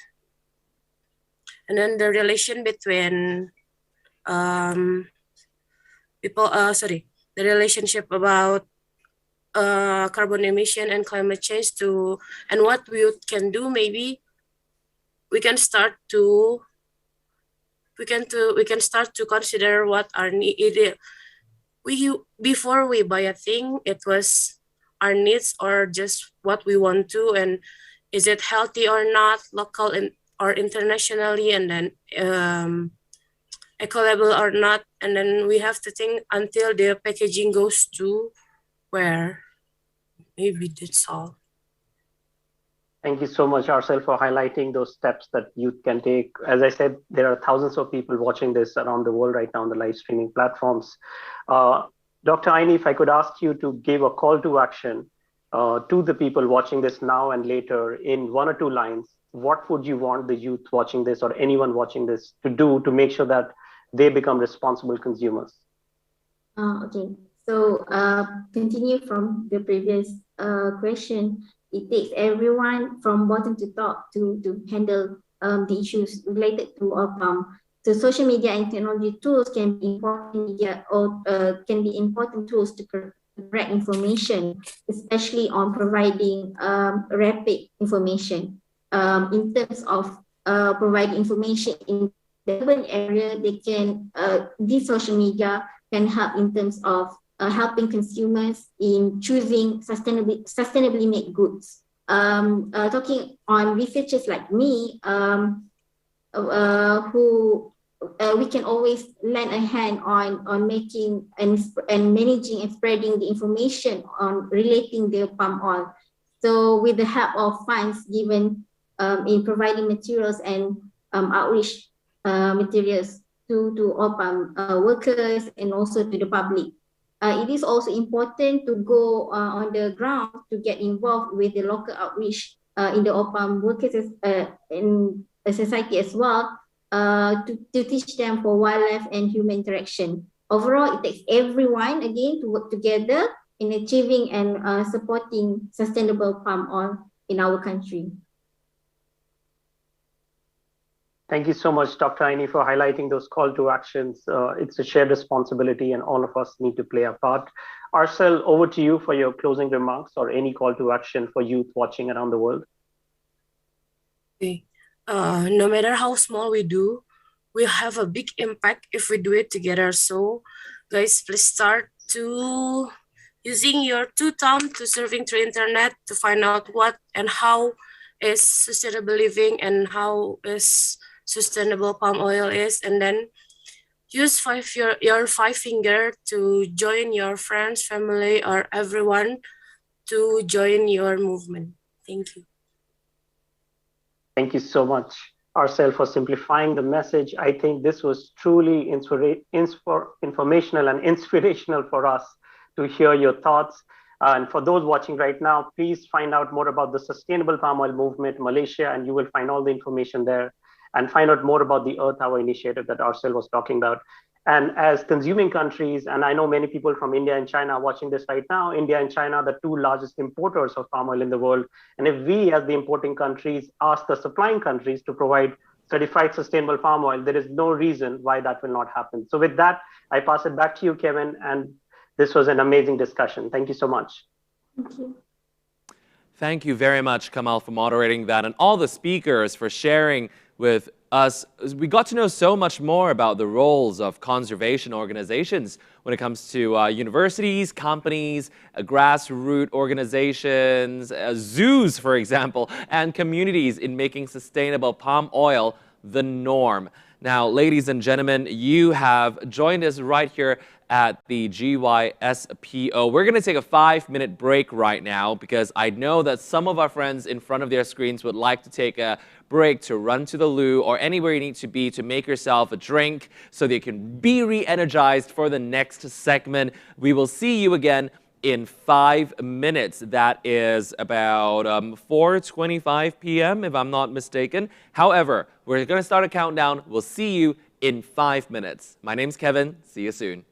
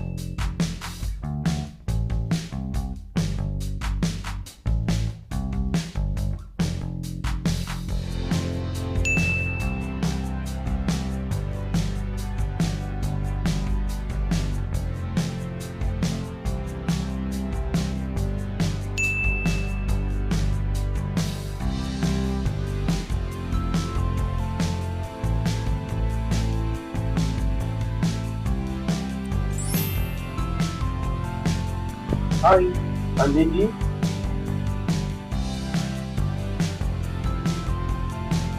Hi, I am Monica.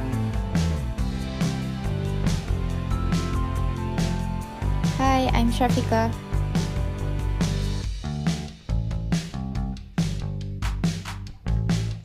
Hi, I'm Ain.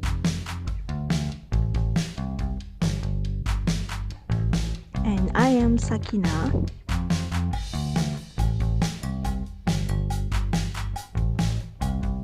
Hi, I'm Iqbal.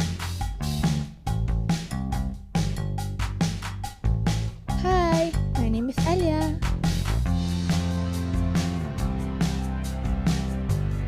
And I am Adini.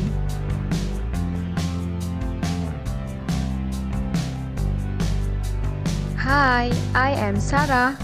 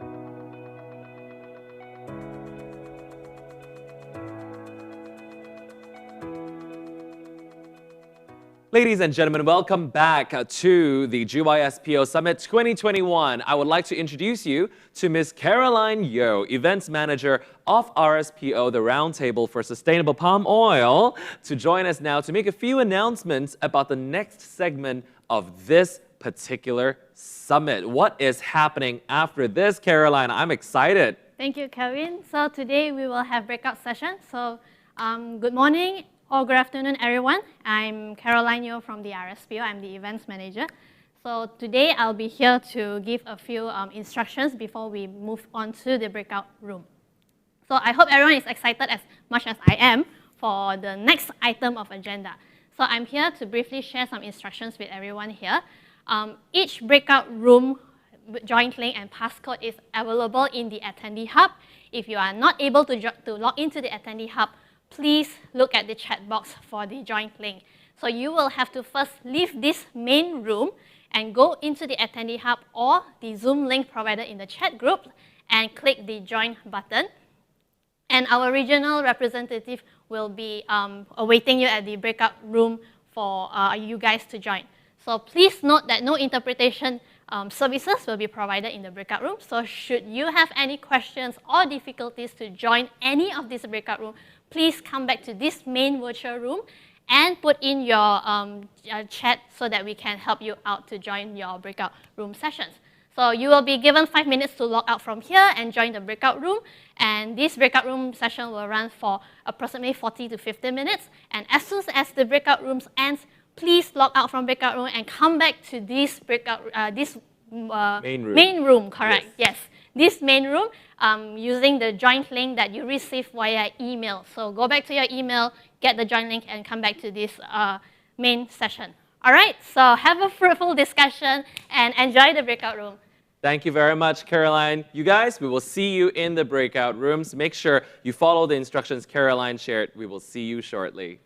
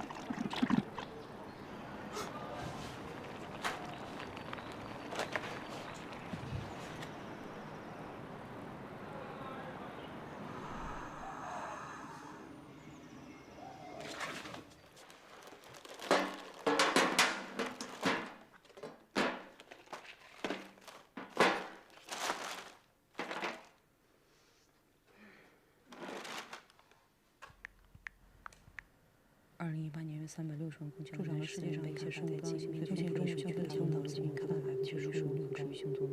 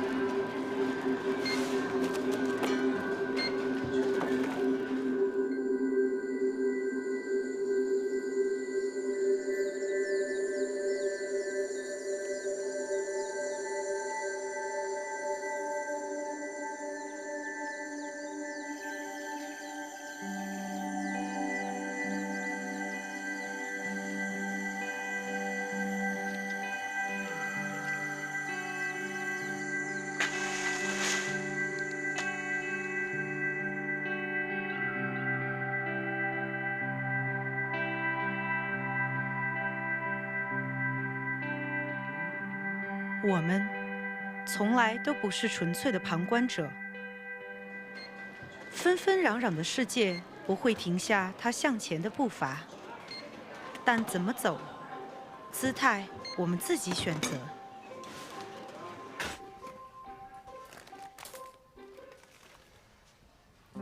尽管你自认为足够自律，生活中竭尽所能对环境负责，就算住在大城市，也坚决会去菜场买菜，只因为超市过度的包装让你焦虑。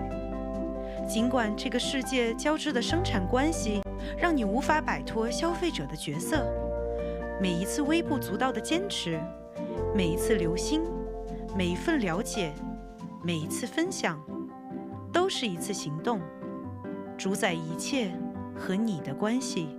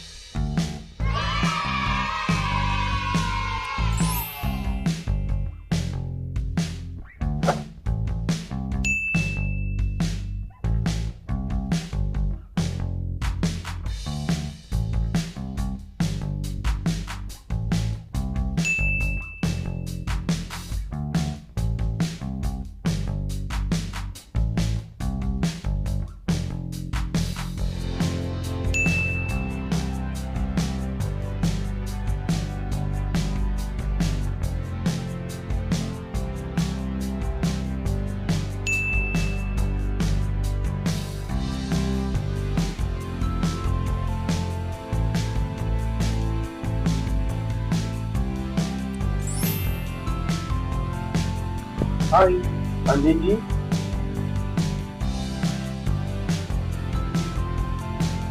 Hi, I am Monica. Hi, I'm Shafika.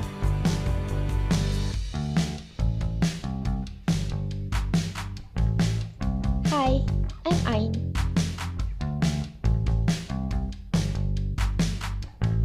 And I am Sakina.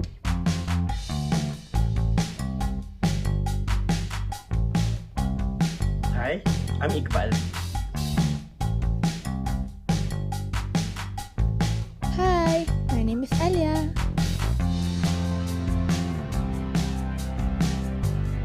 And I am Adini.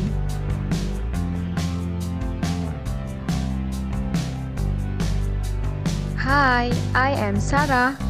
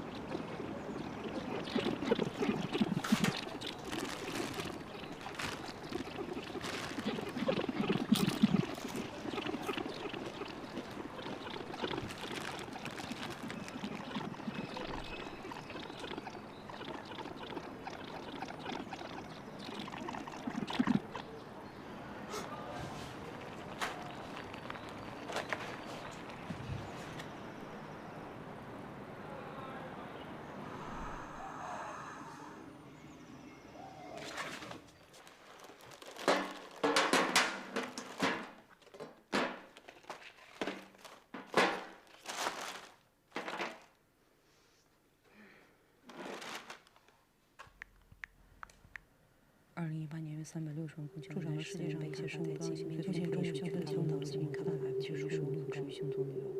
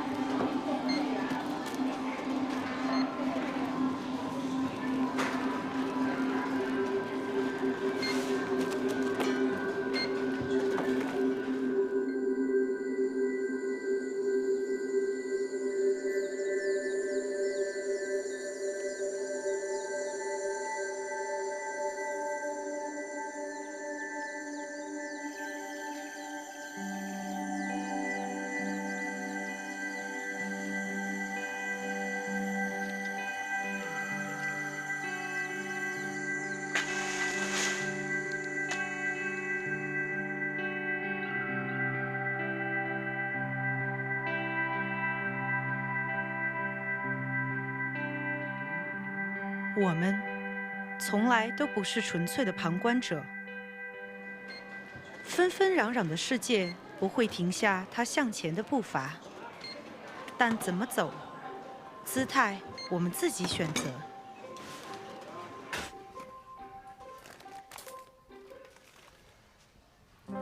尽管你自认为足够自律，生活中竭尽所能对环境负责，就算住在大城市，也坚决会去菜场买菜，只因为超市过度的包装让你焦虑。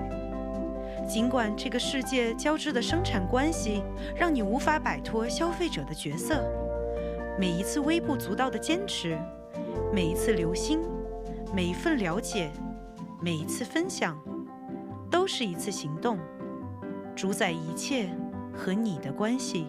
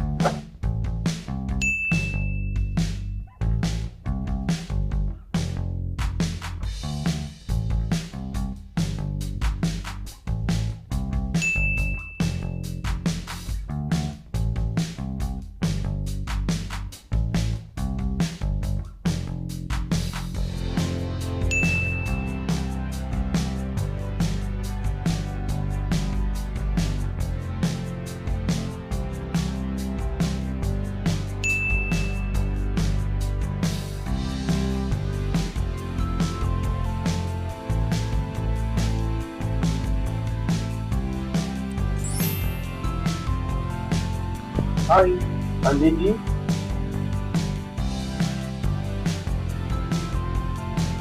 Hi, I am Monica. Hi, I'm Shafika.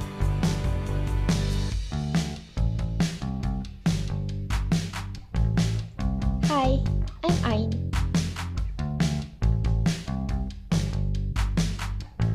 And I am Sakina.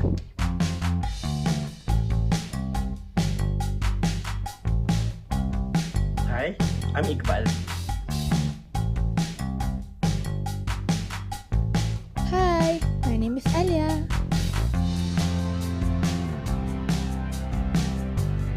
And I am Adini.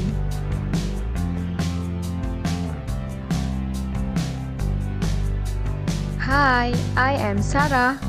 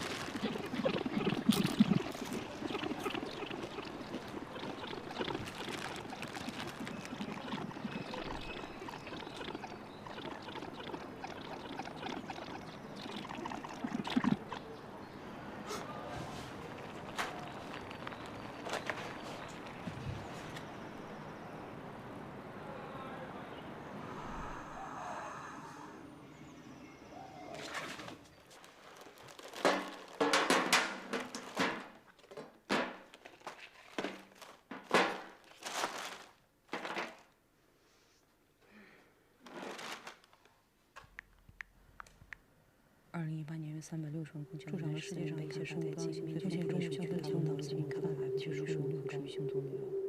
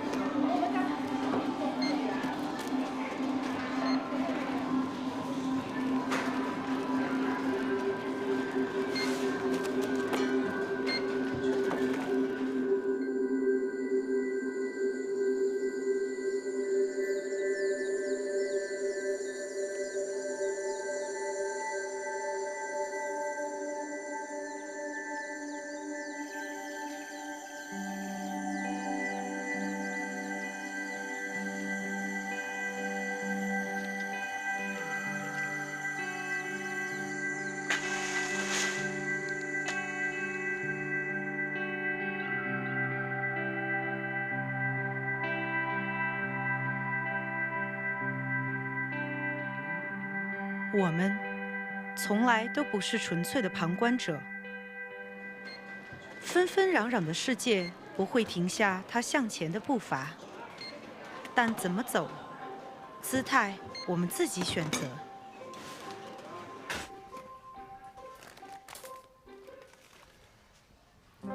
尽管你自认为足够自律，生活中竭尽所能对环境负责，就算住在大城市，也坚决会去菜场买菜，只因为超市过度的包装让你焦虑。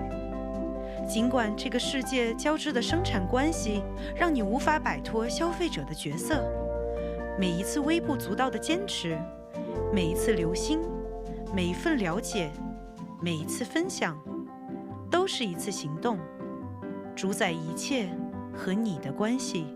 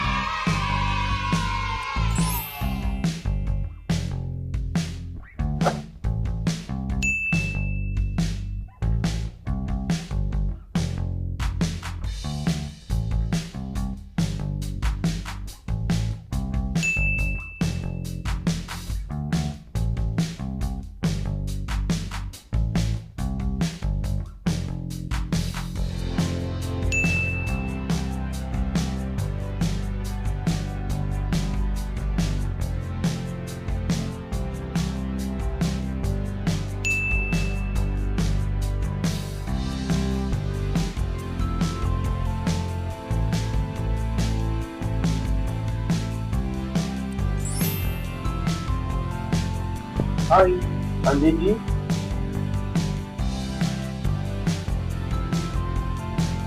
Hi, I am Monica.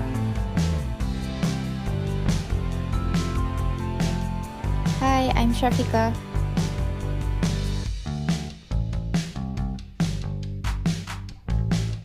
Hi, I'm Ain.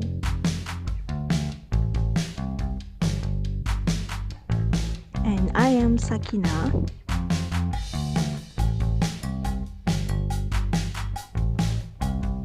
Hi, I'm Iqbal. Hi, my name is Alia.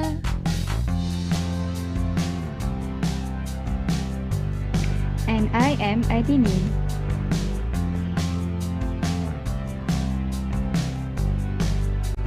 Hi, I am Sarah.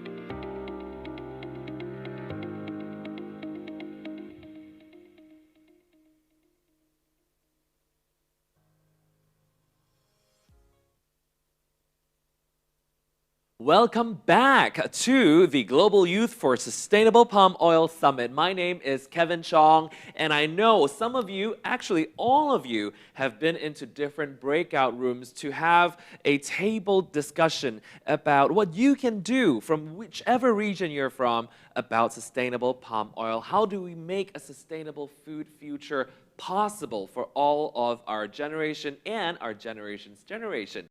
Now, we have some friends that we have invited to share what they have learned from each room or which country. Youth statements, that's what we're calling it.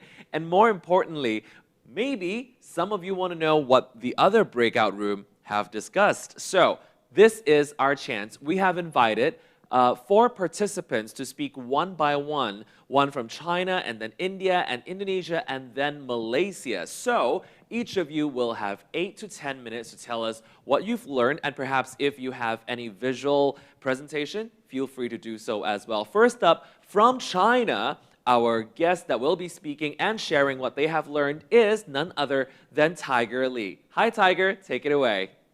Hi. Yeah, so hello everyone. I'm Tiger Lee from Tsinghua University High School, which is a school in Beijing, and I'm also like a teenager who tried to do something for the environment and tried to make my impact in my own community and try to expand it wider. So today we covered many topics in our breakout room, and we talk about different ways to help with developing a sustainable palm oil.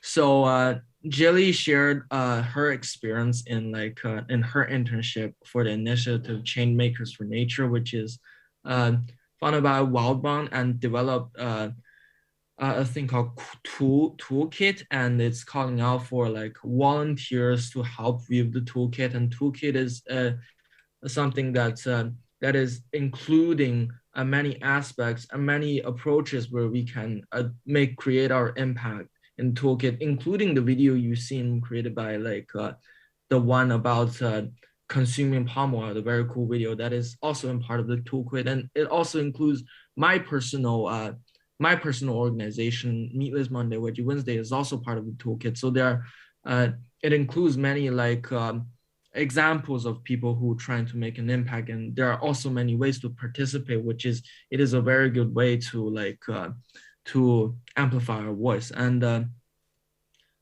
Leslie introduced Trees, which is a science-based supply chain initiative, and it has 3 parts. So it's trace.earth, trace.finance, and insight.trace.earth, offering tools that can provide information, transparency, copyrights, and capital flowcharts, and sustainability publications. Because we all know that the supply chain and to endure palm oil sustainability is not something we can achieve with one single step. It involves the entire supply chain. It involves capital flows, and it involves consumers involved, a whole chain of stakeholders and people who are involved. So it is very important to make the entire line clear so we can see and make changes specifically. And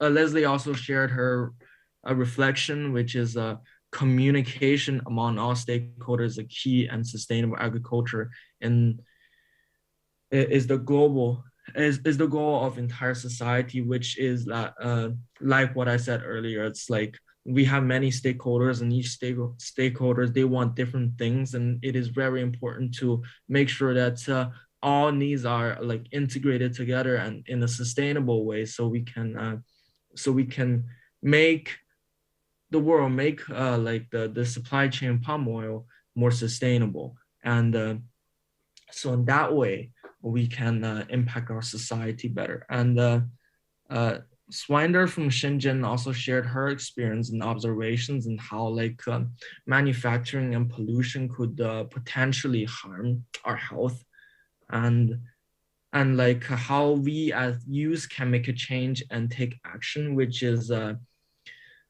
youth participation and contribution could be influential towards like policies and communities. So there are like in the production of in the manufacturing of palm oil, there can be like exploitation towards laborers. There also can be exploitation towards neighbors. So it's like so we have to work on the human right part and the environmental part. And we as youth in China, although we are not actually a big palm oil producer, but we still youth participants on the consumer end can still like make our own actions by contributing into the to the sustainable consuming of palm oils, or like raising awareness towards government stakeholders or like people around us. So we inform them like what is palm oil and what is sustainable palm oil and how to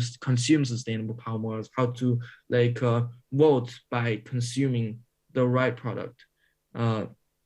So this is basically all key points in our breakout room, in our like China breakout room.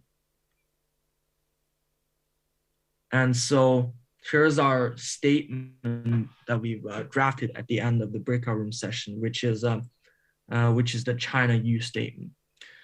And I'm gonna read it right now. So we represent youth from across China, from Beijing, Chengdu, Nanjing, Shandong, Shanghai, Shenzhen, and beyond. We care about nature and the earth and recognize the importance of protecting our global forests and biodiversity.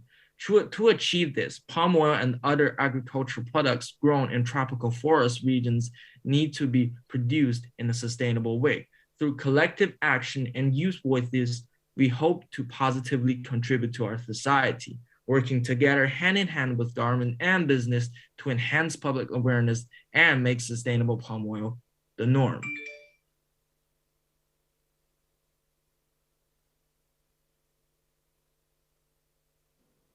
Yeah, and that is our youth statement. And thanks for listening. Thank you very, very much, Tiger Lee, for sharing with us the youth statement as well as everything you've learned in the summit and also the breakout room. After this, right now, we actually have got another friend from India. So the Indian breakout room participant Punyasloka Panda is back on screen again. Hi there, Punyasloka. How's it going? Great. It's going great. Please allow me to share my screen just for a moment.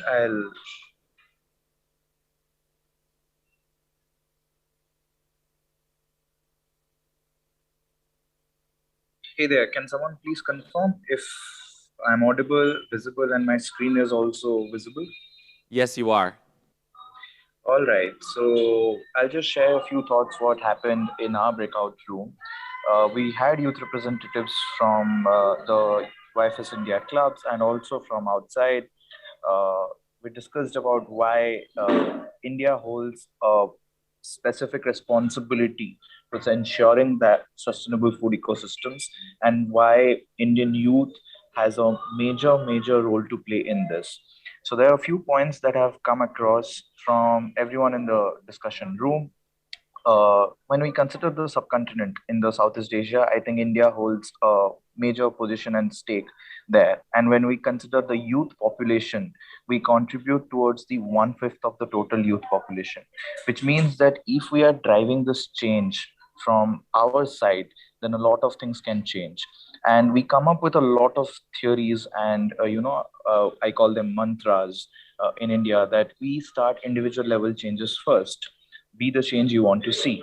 And based on those ideas, we have built our entire statement. But before I go to the statement, I will tell what happened exactly in the discussion session.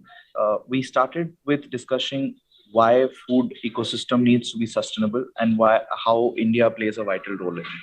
So first point being that recently what has happened is that 11,000 crore has been sanctioned for the expansion of oil palm cultivation in India. Till date, India has been the largest importer of palm oil from outside India. And it would not be wrong if we say that if we are importing so much of palm oil, then we are trying to create a lot of carbon footprint. So it is very much essential that the palm oil which is coming to India is sustainable, is RSPO certified. And now that the government of India has given a green signal for expansion of the oil palm cultivation, it becomes a higher responsibility, or we become more responsible that all of this new palm oil cultivation that is going to happen becomes RSPO certified. Next, we discussed about the palm oil and its usage in daily life. Like someone has already mentioned in this conference today, it's a great product. Definitely. We have seen the video from China, how palm oil is in our lives from the beginning of the day to the end of the night, and how it becomes essential that we ensure that this entire system of palm oil industry is sustainable. Forests are not destroyed, the wildlife is not destroyed, and nothing is destroyed. Hence, we as the Indian youth also have come up with a solution that we have to use the social media more. We have to use the power of social media, digital promotions, digital platforms, youth communities to ask the brands, the corporates to start using sustainable palm oil. And if they're using the sustainable palm oil in their products, they should start using the trademark on their packaging so that there is more awareness. So these are a few points that we have discussed and come up with. I'll move to the next slide where I can read out the statement for all of you present here in the discussion today. The Indian subcontinent holds a prominent position in the South and Southeast Asia region. The youth population in this region contributes to one-fifth of the total youth population of the world. With the 11,000 crore INR, that is Indian currency, funds sanctioned for the expansion of oil palm cultivation in India, it is important that we ensure that it is sustainable and certified by the RSPO. We recommend the people already following a sustainability lifestyle to inspire others. We pledge to ask our brands to use the RSPO trademark on packaging to spread awareness.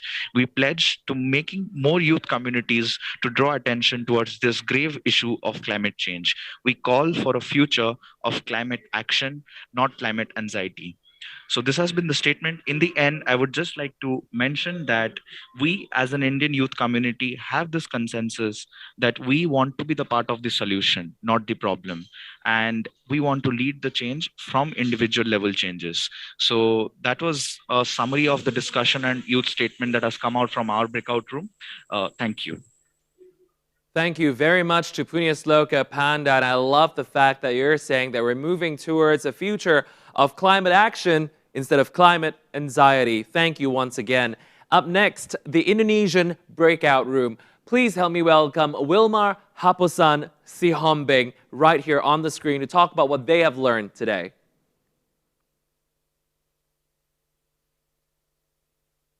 I believe that your microphone is not unmuted, so I need you to unmute yourself before the presentation. Thank you. Okay. Thank you very much. Hi, everyone. I'm Wilmar Haposan Sihombing, along with the rest of Indonesian youth here. We would say we really appreciate this event, and we feel honored because there are so many new insights can be obtained through this event, especially regarding consumption, food system, consumer behavior, palm oil, and many else. I would say, in line with the accelerations of economic recovery and the achievement of the 2030 Sustainable Development Goal, or SDGs, a sustainable food system is being widely discussed recently. And however, throughout the world, people are committed to build sustainable food systems that promote inclusive access, sustainable productions, and effective consumption, reduce food loss, as well as reduce food waste. And also, we would believe that the food problem is a real global challenge that can only be tackled together. And the 2030 agenda and the Sustainable Development Goals, it is required all of countries and all parties to work together to fulfill global commitments. And also, we would believe that among the issues that have been received from all parties, the attention is the food system for palm oil products. It is evident that the palm oil management is one of the major issues, and this is the primary concern being discussed today. And despite the fact there are still many issues with the palm oil's management system that has been not resolved up to this time. And the need and demand for palm oil for human consumption also continue to grow from year to year. Palm oil has become one of the most important raw materials for food productions in the world, with many uses for human consumptions. And I believe from waking up to sleeping, we can find in almost every single raw material, such as skincare that we use in every single night, shampoo, toothpaste, food, medicine, or even vehicle fuels. So considering the importance and significance of this commodity, Indonesia, who considered as the largest palm oil producer in the world, is dignified for its role in providing food to the world, either directly way or indirectly way. And we also realize as a critical young generations that in every achievement, there are numerous of challenges to be faced in the future. However, up to this time, we are still hearing about palm oil industry players who manage their land irresponsibly. We also hear about forest fire that's still happening up to this time, extinctions of flora and fauna, and conflicts between local communities and company. Nevertheless,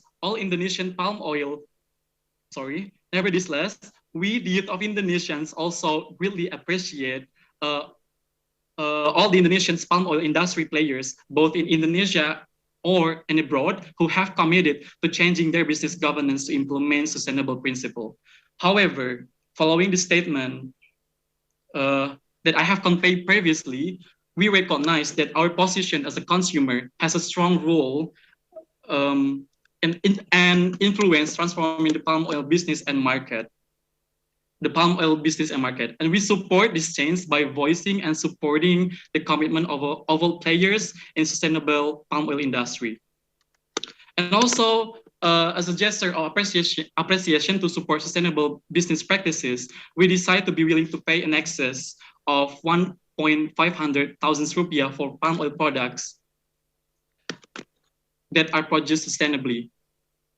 And also, we are ready to become pioneers in promoting sustainable palm oil and encouraging the youth and other stakeholders to work hand in hand to make sustainable palm oil as the norm. And I would hope that from here, we can understand our respective roles in promoting and in protecting the industry and the environment in sustainable way. I think that's all from me. Thank you. Hey, Wilmar, thank you so much for sharing with us what you've learned and also the steps that you are about to take as an Indonesian. And remember, everybody, every step is progress. It doesn't matter if you think it is an individual action, whatever you do, and your friends, it matters in the bigger picture. That is a sentence that we need to understand a little bit better as individuals living in the 21st century. Up next, I would like to invite our Malaysian counterparts, Simon, Anak, Medin, to share with us exactly what they have learned during the breakout room sessions. Simon, take it away.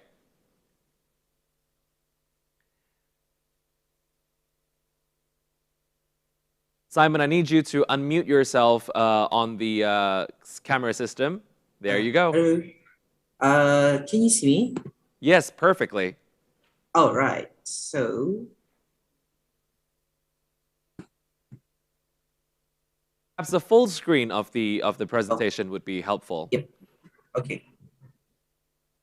So this is what we've done for the. All right. So we have divided into 4 for the first question: nutrition, social justice, and environment. So you can see from here. So nutrition is more or less because we are maintaining a sustainable food system, a system where it's more than a chain, more than a cycle, because there is an input on certain time and an output. So to make it perfectly sustainable, those are like our point that we found out. So it's more towards a sustainable environment. And of course, we as a human, we need to live in this earth longer. Right. So this one is second one. What is our choices on palm oil growers and farmers? This is more towards a Malaysian context. So by choosing and supporting product that is certified, right now we have MSPO and then RSPO. It's in a balance towards more sustainable future, especially on palm oil. We want to utilize our consumer power, make it demand. If we can demand more, make a voice more vocally. So eventually this will help, especially and again conversion around palm oil needs to be changed. So from boycott and say yes to sustainability. The points are there. So we demand more of SPO, so there are more supply for the small stockholder. So because in Malaysia, there's such a fraction for small stockholder to adopt this type of system, whereas most of our small stockholder are in their old ages, golden ages, so they need to adapt. So again, this is this next question. Working well to make sustainable palm oil to the norm. So we have like few points here. Sustainable product by purchasing campaign. It's a campaign for all. So of course, we have Know Your Palm campaign, roundtable discussion, training for volunteers and trainers, training meaning that to make an awareness and slowly nurture. And like we do right now, webinar and talk shows, virtual tour into palm oil plantation. Although some are really secretive, but it's fair to say to be more transparent in what they do, how they manage their waste, and some sort. And of course, TikTok, because of it's the new gen, so we need to adapt to a new media. So how can we do more to make sustainable palm oil to the norm? So in general, sustainable palm oil to give awareness on the sustainable product. Again, to educate the existence and benefit to people too. In other words, like educate, if you know how to educate people to nurture them from small, it will be becoming a good way to promote it later on. So again, youth, especially we are the youth, so be part of any organization. So to highlight this issue on sustainable palm oil, such as our youth for sustainability in Malaysia, and of course advocate, and lastly to urge the local government. Whereas in a small, like because right now, a small step in giving pressure on certain people, especially our local government, will move them to make a better policy for them and pressure products or industry to make the product more sustainable in the future. Okay, so this is how we can be doing more to make sustainable palm oil into the norm for companies and societies. Companies sourcing unsustainable palm oil into sustainable, whereas the small stockholder, we can change them into credited into MSPO, RSPO. So share publicly. This is more towards like transparency. Demand for products, society, we demand it more. Purchase, because we have the purchasing power, because we want to see, we want to move into sustainable palm oil. And lastly, spread awareness. So again, last but not least, government. How do government impact us all? Of course, government impact us in every single way. So to design and implement policy for all local producer and growers, and this is like based on lawmaking policy, and again, establish support, because they are, in the sense, are very popular in their way. They can pursue, that is what they do. They always pursue people. And last, implement a policy where every government event, of course, have the source of catering is moving towards more sustainable palm oil products. Because we cannot move away. Palm oil is the future. Okay. So what are the tangible action, especially in the youth? So we modified government structure, changing it slowly to produce and implement policy towards more sustainable oil palm practices, such as in Indonesia, they have their own palm oil moratorium, cancellation and evaluation of licensing of oil palm plantation, and improve of oil palm plantation, whereas in 2018. So introduce a stricter law, for palm oil growers, especially the big industry, to put more on labor rights, because if you were working, you have the same feeling working for your company, and you feel good because you do it for yourself and the environment. And then, right, so MOU between government and corporate. So make it sustainable, make it infused within the system itself. And of course, we as consumer, we consume. And lastly, provide support. This is always been bombarded. I mean, these type of things will be bombarded with us in comparison with advertisement. Why not bombarded those information and give enough fund to small smallholders and build them up? Because there's a lot of them, especially here in Malaysia. We have like different soil types, different places, whereas the logistic and those kind of things are taking places. And this is from us here in Malaysia.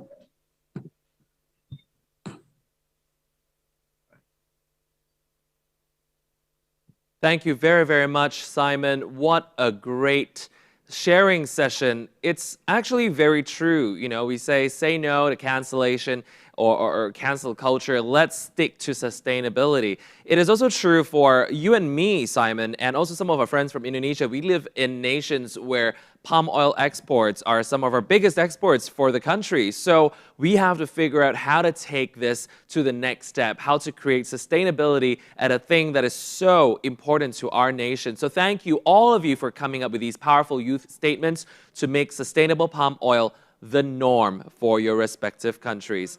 Now, ladies and gentlemen, I do know that some of you are tuning in from different parts of the world. Sometimes you have your different social media platforms. It could be Facebook, it could be Twitter, it could be Instagram, it could be Weibo, it could be so many other things. We do have to encourage you to share your learnings or screenshot of this event. For example, I particularly wore a brand new shirt for this event. So please use the hashtag GYSPO 2021 so we can be able to find your photos on social media. In the meantime, I believe that Simon was trying to show us a youth statement for Malaysian youth. So perhaps we could go back to Simon if we haven't lost him. Hi, Simon.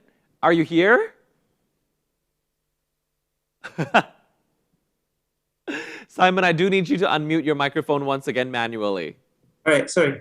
So this is a Malaysian news statement. So sorry, thank you for the opportunity again. So, okay, let me start. We represent 15 million youth all across Malaysia. So there's like 45 of us in the population, and realize that our generation, especially the new generation, Simon, is high. Yep. If you could put that on full screen, it would be easier for all of our friends to look at. Okay. Sorry.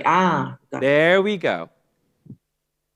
Okay. So again, 45% of population is youth, meaning that 50 million of us. So we are steering and shaping on the Malaysian future. It's been done and will be doing. On the other hand, so we recognize that our generation has the strongest consumer power. Of course, we are amongst the many of the new generation. So we are potentially transform the palm oil market, especially here. And this all participants representing the future of Malaysia today wants to support the change toward making a sustainable palm oil into a norm. So through practicing and encouraging sustainable consumption behavior in three stages. So obtaining, consuming, disposing of product and services. So therefore, we would like to invite all youth leaders, especially in Malaysia and all over the world, to join us to make a better Malaysia, of course, a better world that we can live together longer. Thank you. Thank you very, very much to Simon, who has so nicely come back again to share the youth statement. For all of our Malaysian participants, we really do appreciate it. Well, ladies and gentlemen, that actually brings us to one of the final points here at the virtual event. For those of our friends who are tuning in, feel free to share your videos or screenshots of your participation in the summit on Instagram, Twitter, or whichever social media you're using by tagging us with the hashtag GYSPO 2021. That's GYSPO 2021. Don't forget to also tag RSPO, the Roundtable for SPO on Instagram. It is actually Sustainable Palm Oil. So the Instagram handle is Support Sustainable Palm Oil. On Twitter, it is RSPO Tweets. That's RSPO TWEETS. We may just share your post or repost you. And I, for one, am very excited to see what you have learned today, whether via tweets or photos or videos. And with that, we have come to the end of the Global Youth for Sustainable Palm Oil Summit 2021. I hope you're as inspired as I am after listening to so many incredible speakers and participants. Without further ado, let me now invite Kamal to announce the winners of the quiz and deliver his closing remarks on behalf of RSPO. Hi, Kamal. Hi, Kevin, and great to see the energy that you still have after 4 hours of this marathon summit. I think it was so intense.